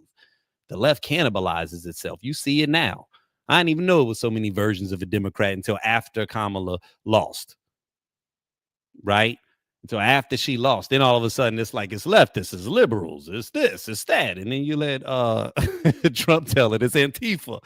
You know what I mean? It's radical Antifa. It's like you just making up shit. And it's like, no, y'all the ones with all the segments, but now they trying to splinter up. You know what I'm saying? And it's just like, okay, this is ridiculous. You know what I'm saying? And y'all wanted that black man to go up in there and be Marcus Garvey. Fuck out of here. You know what I'm saying? It don't even make sense. So sometimes those of us in position of leadership, we got to know how to take it on the chin, man. We got to think beyond the moment, man. We playing the long game. We can't play the short game, man. You can't do the thing that's going to make you feel good in that moment, because that's bad strategy. Do you want to fight? Do you want to be right? Or do you want to win? And sometimes winning means, man, that you taking some hits, you taking some bruises, man. And I get it, man. We don't want to hear that. We don't want to hear that, as black people, because we feel like we've taken enough, right? And as we tired of being the punching bags of the nation. Like I said earlier, giving so much value for free, right? Because we don't monetize our greatest gift. Everybody is able to come over in this bitch and monetize what their culture does. If you Asian, man, they setting up shops and they got, nail salons and dry cleaners and whatever, even the Africans do these different things or whatever, right? But when it comes to American descendants of slaves, we just creating and giving, right? And there's reasons for that. And it's not just because we don't desire more. It's because of our lack of any foundation ever really existing. And then also, if I might add, there were several times where we did do it and they collectively destroyed those communities that were showing they knew how to work together. So let's also expose that myth that black people don't know how to work together. The hell we don't. Black Panthers was us working together. Low key, most of the gangs in Chicago and LA started as organizations that were working together. They were having food drives, right?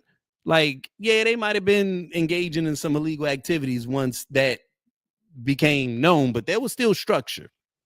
You know what I'm saying? Most of these things, if you really go into the history of how like a lot of these gangs, were initiated, it came off the Black Power movement and our community attempting to regulate itself, right? To police itself. And so we did have hierarchy, we did have structure, and they came in and they dismantled that shit. Because if we start moving too independently, we'd be like the Jewish people here in America. See, because you see how they do, right? But see, the difference between Jewish people and us is that they've always had a space that they can call theirs outside of here, right? Like there's a foundation, a space there. Us here from slaves, yeah, we might know we come from Africa, but we don't have that root. You know what I'm saying? So we are the only people without a physical like country or continent where we can say we come from. You know what I'm saying? And so they've always been able to do things to us without fear of retribution.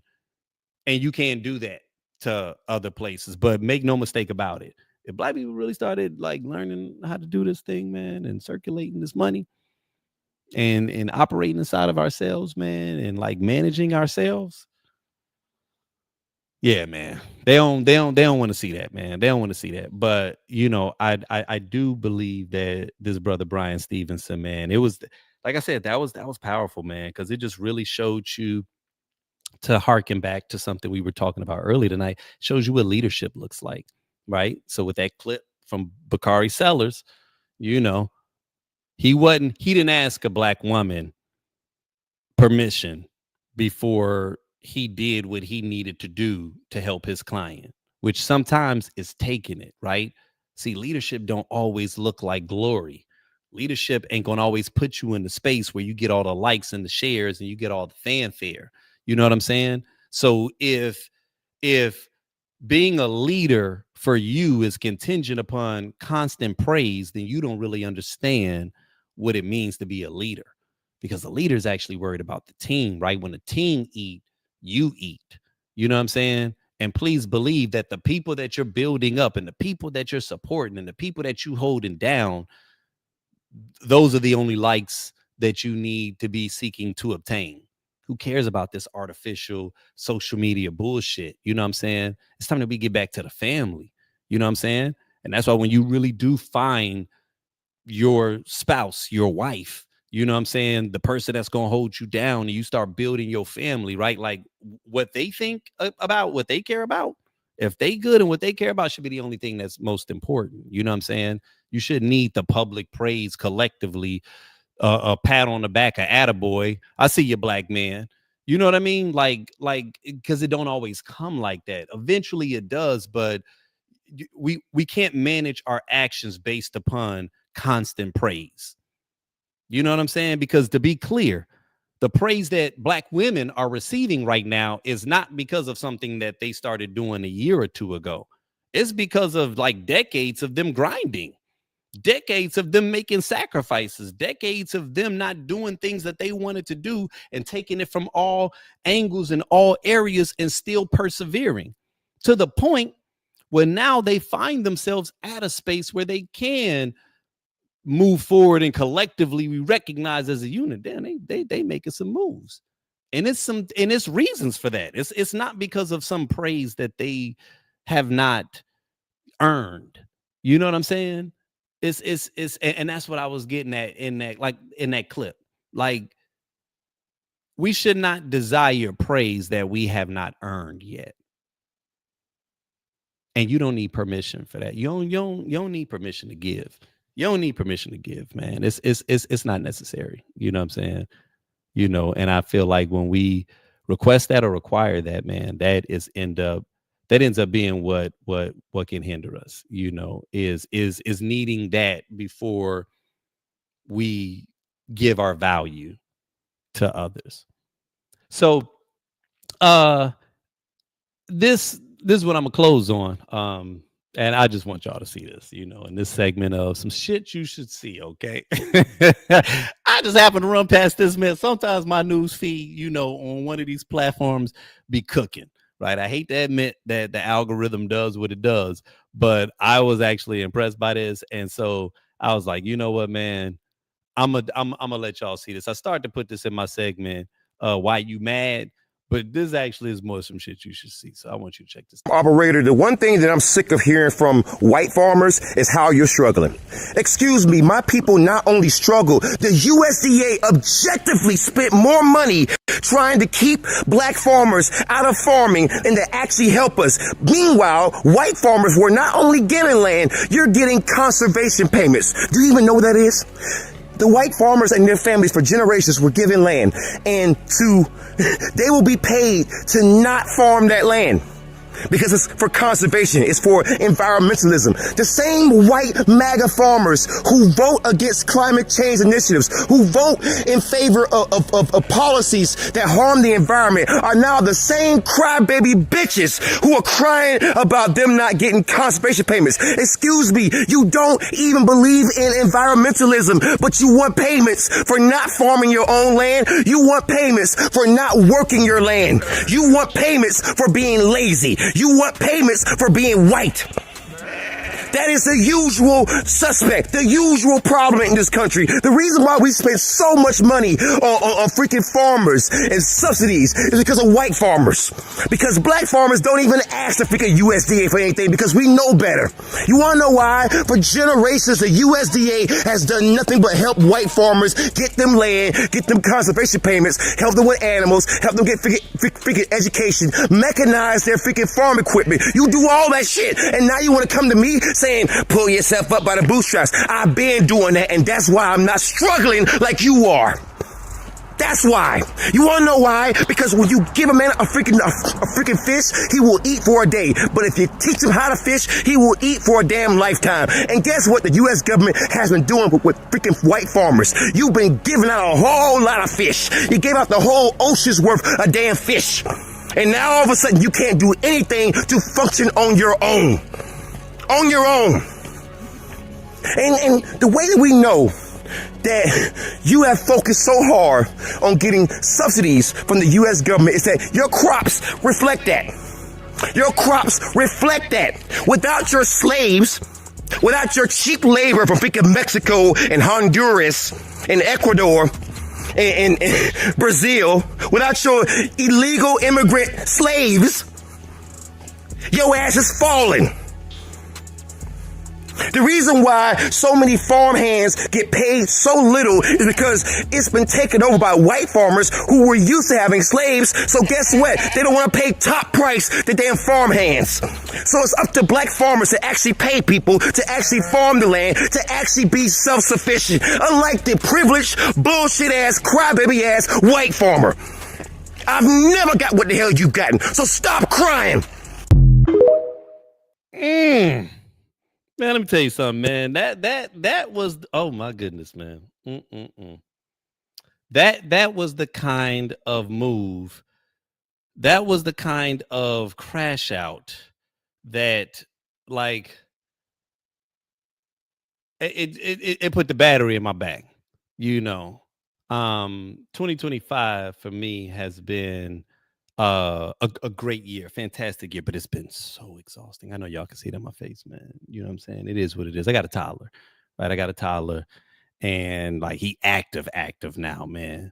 Handsome little dude too, man. Husky, but listen, he got a couple words on him too. So you know the way I talk, so you know this nigga talking. You know what I'm saying? He moving, he jumping all over stuff. Like he is one of the joys of my life. Okay, but he is exhausting, right? So as a result, I ain't really been in the gym the way I should have been, and I have been in years past, but I feel this motivation, so I'm gonna start back this week, right? Hella hot water, man. And I'm gonna get in, I'm gonna be consistent. And I'm big on music, so I always listen to music. But I think I'm gonna just go to that man's page and I'm just going to listen to him. moving forward. I'm gonna just download some of his mixtapes because the way he was talking, okay, I know it was all kind of spit on that phone when he got finished, okay, because my man was going in. Right, my man was going in, but he was eating. That's that kind of crash out. That is that kind of outrage that I absolutely love, right? Because that was real. That was real, and even though it's about farming, right? It's man, listen, man. I know y'all get it. I know y'all get it. And I know many of us, we see it, And one of the things I tell my wife a lot, I can't really call out specifically what it's gonna be. But even despite all of this nonsense that's been happening since really November and definitely since February, right? You can feel the weight. You can feel the weight, and sometimes the future feels bleak. But I always tell her, like, man, this ain't gonna play out the way that they think it is, man. And I think that the end it might surprise us, man. And I can't really call it out and know exactly what it's gonna be, but I know what the energy is, right? I know what y'all are trying to do, and this is not going to play out the way y'all think it is, right? Because what y'all might do, and all of these attempts of pushing us down, right? All you all are doing is one, sacrificing yourselves. Because that's the wild thing about it. And that is the wild thing about just even what the embodiment of Trump is. Like, the embodiment of Trump is self-sacrifice. That these people voted for him because they were more concerned about what was going to happen to someone else than the benefit that they were going to get. Right? They were more concerned about someone else being lower than them being up. And that's a karma move right there, man. That is a karma move because you made an investment in something. And that investment that you made is going to yield a crop, right? It always does. You planted a seed, and a harvest is going to grow from that seed that you planted. So while you were trying to destroy some other people, while you were trying to cause some carnage in someone else's world, while you were trying to make something heavy for someone else, it's going to backfire. And it's going to be very, very heavy on you. And the unfortunate part about many of these people is that they are not equipped to handle this weight. They are not. They have not been in the gym the way we have. We've been in the gym our entire lives. We bear the muscles from our ancestors. That's why I don't like when people are like, we ain't our ancestors. The fuck we are not. I am my ancestors. And that is their greatest nightmare, is that you might be your ancestors. So we're going to stop saying that. We're going to stop saying that today, because you are your ancestors. And that is what's going to allow us, if we keep our head in the game, to really take this shit to another level. Because when times are hard and they are lost and they are not accustomed of how you navigate through having to tighten the purse straps a little bit, right? Of having to do without a little something, right? Because you heard what that man said.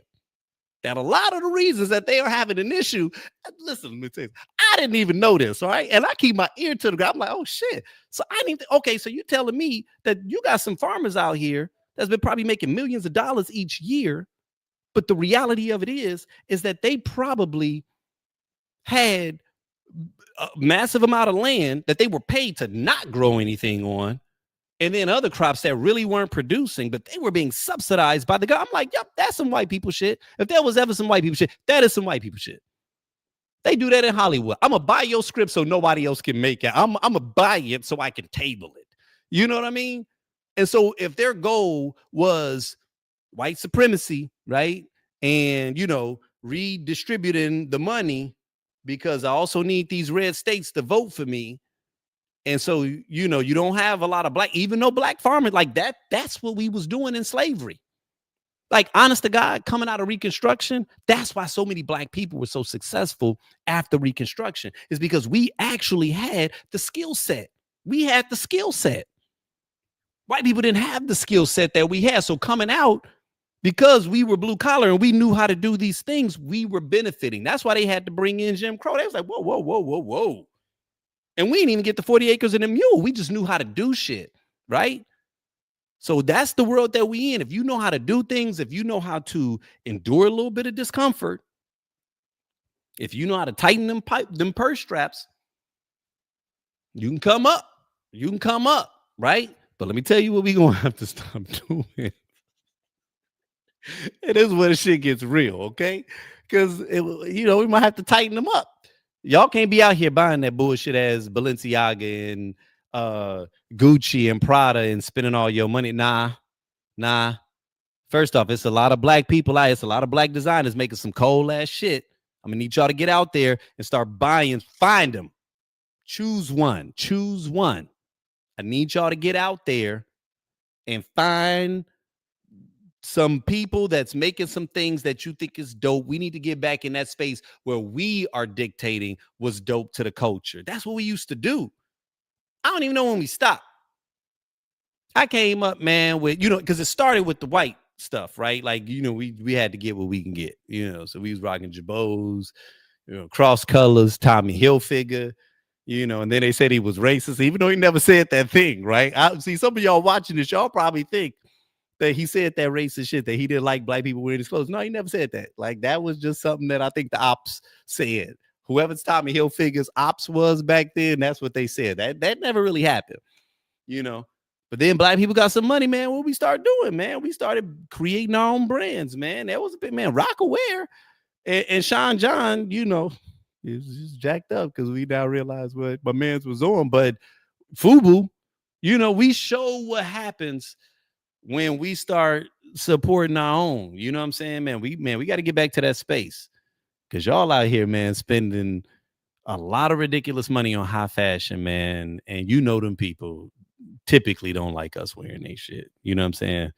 They like the attention, but no, that's foolish. As a community, man, we got to get back to this space where we determine what's cool, right? And that's why when you talk about choose one, that's what that comes down to. Because if you choose one thing and we start making these things in the black community pop, it ain't gonna stay black owned. It's gonna stay black owned, but it ain't gonna just be us that's supporting it, because we determine what the drip is. We determine what's cool. So what happens when we start producing the product and supporting the product, and then we are the ones that create the culture? Boom. You know what I'm saying? And this is across the board, man. But this is what I believe, man, we're gonna have to do. So, like I said, I wanted to end on that note of just, like I said, some righteous outrage, right? Because that pretty much is what that was. That was righteous outrage of someone that was pretty much making it known, like, yo, y'all been lying, man. Y'all been lying and making it seem like y'all out here winning. And the reality of it is that y'all always had an inside track. You always had access to some funding that I didn't have. You always knew the cheat code. You always had the person that knew how to prepare the taxes to write off all that other shit, or to make some dummy company, or to do something, finagle something where you were able to dodge around all these expenses. You also had access to the resources. So you were given the money up front. You got a chance to play with somebody else's money who just said, I believe in you. And when you lost it all, they gave you some more to play with. But then DEI was causing issues with society. All right, y'all. You know what I mean? Let me stop, man, because y'all already get it, man. Y'all already get it. But, yeah, it's as always, man. As always, it's been just an amazing pleasure, man, to be able to pull up, like I said in the onset of the show.